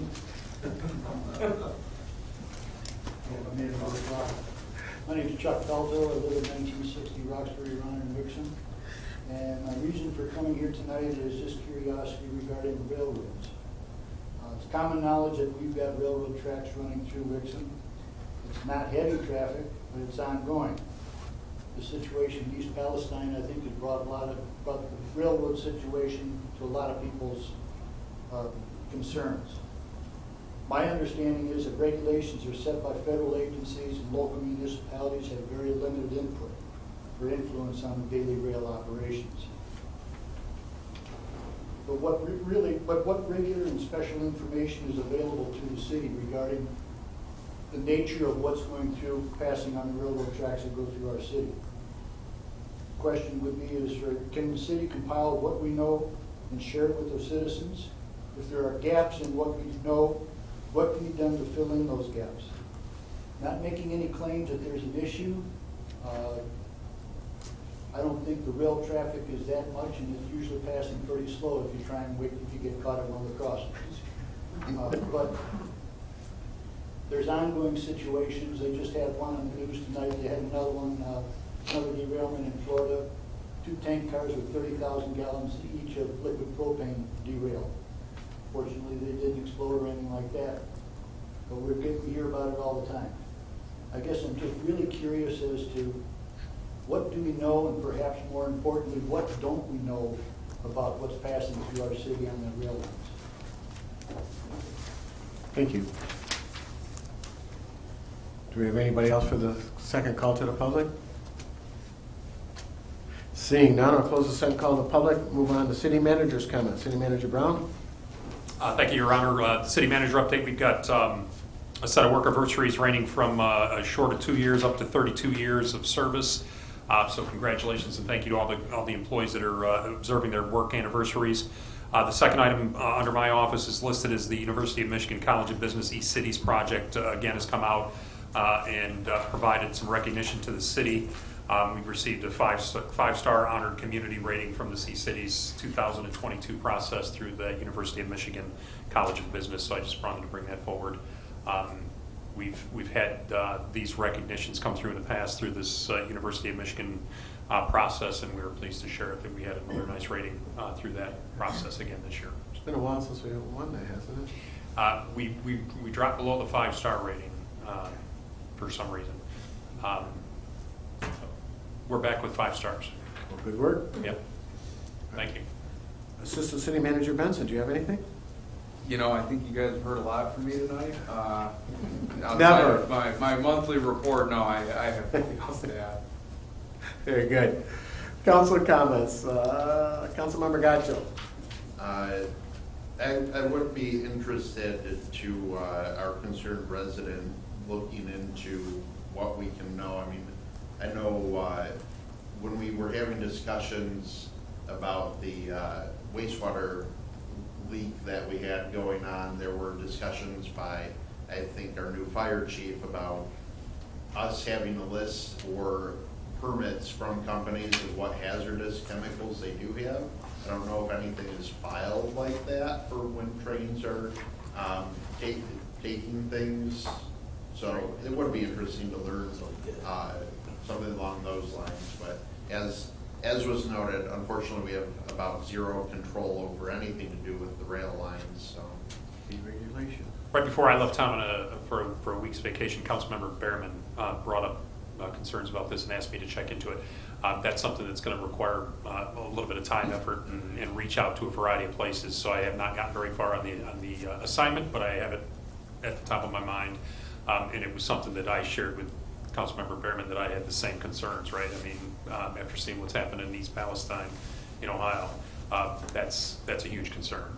And right now, no information shared with me about what's traveling through town on the trains. So that's something I'm going to be checking into, and I'm looking at multi-level of government kind of approach on this to see what we can find out about what should be provided to us, if anything, and if not anything, why not, and what can we do to change that, and have some kind of reporting requirements and other things to protect ourselves from something like that happening in Wixom.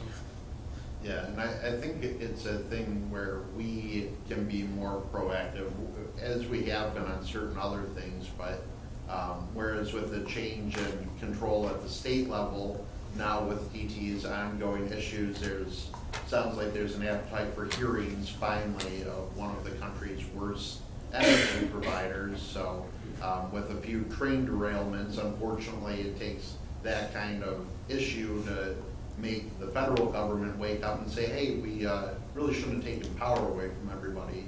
So yeah, I think it's time for us to maybe be proactive on that front too. For sure. Thank you. Very concerning, to say the least. This is Councilmember Scher. Thank you, Mr. Mayor. Just want to compliment the support we had tonight and the good data brought in front of us, and also like to thank members of council. It's always good to have debate. I love it when we don't have unanimous, and I think we're best serving our residents. And thank you to the city clerk for her fine knowledge of Robert's Rules of Order. I looked it up, and Councilmember Behrman, you're right. It's not debatable when the motion's laid on the table. You have to vote right then. So that was it. Thank you very much. Councilmember Behrman. For reference, I have done trainings on Robert's Rules of Order before, so if we'd like to have a training, just let me know. That being said, I do share the same concerns with the knowledge of what's going through on our railroad tracks. I don't believe that we have any ability to control, but hopefully our city manager can at least get us some information on that, and we can share that down to our residents as well. One small thing that's been bugging me for about a year is at the corner of Maple and Wixom Road, there is a bunch of technology boxes that have been smashed from a car accident, and they've been sitting like that for well over a year. There's a yellow post that's down. I don't know whose boxes those are, but if we could get on somebody to either fix them or remove them and just help that corner look a little bit better in front of the dentist office, I would appreciate it. And then I just wanted to give a huge thanks to our DPW. Obviously, they've been working extremely hard the last week with the ice storm. My subdivision lost a bunch of branches and trees out front, and our HOA was trying to figure out how to have a meeting to hire someone to clean it up, and before we could even figure out how to do a meeting, the DPW was there and they cleaned up the front of our sub, and it looks almost like we didn't lose half our trees. And then lastly, to our fire department, thank you to the hard work that they had Sunday at the fire that they put out. It sounds like they had a very long day, so appreciate all the work that all of our staff and employees.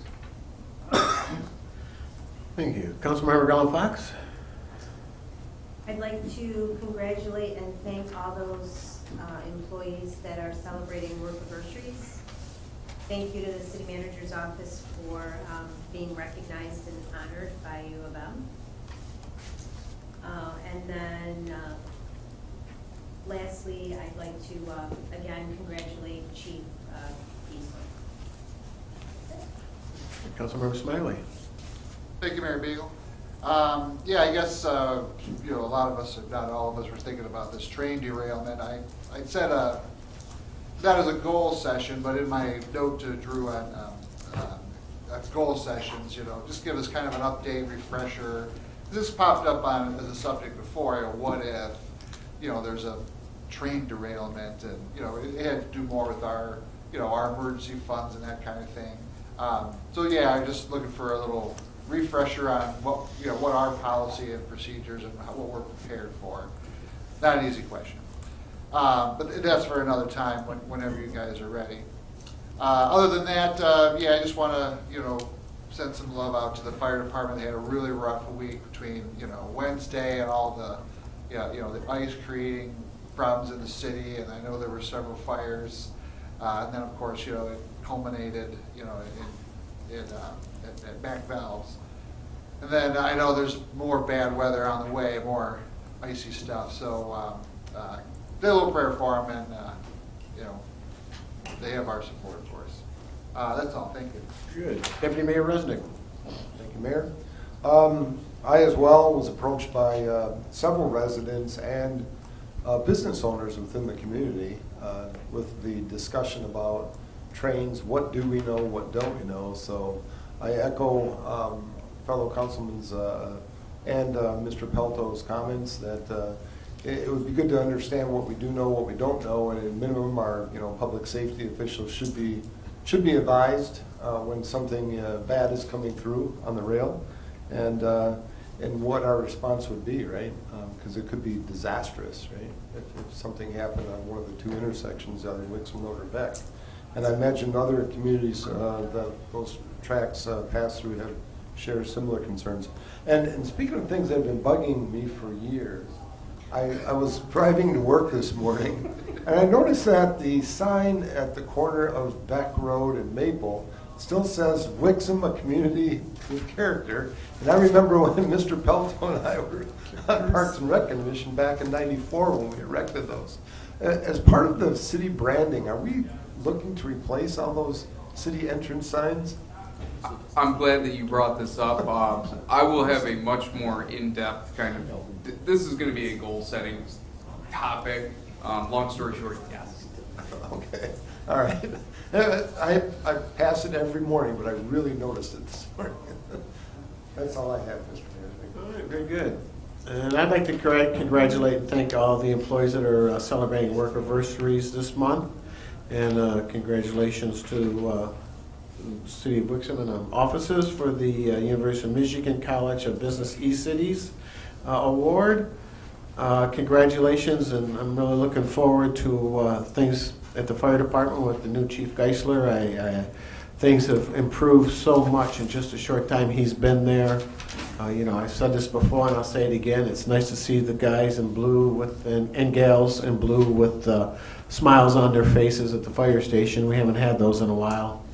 And I want to thank Tim and his staff for all their hard work during the ice storm, and also the fire department. I think they had like 45, 50 calls just within 24 hours of that ice storm, and then they come back with the fire at Mac Valves, and so they've had a rough week. And but I wouldn't trade these guys for anybody. They went in there, they knew what they were doing, they took care of things, and same with Tim's department, and happy to have them offer services to the city. And with that, do I have a motion to adjourn? So moved. Support. All those in favor, please signify by saying aye. Aye. Opposed? Thank you. Thanks, everybody.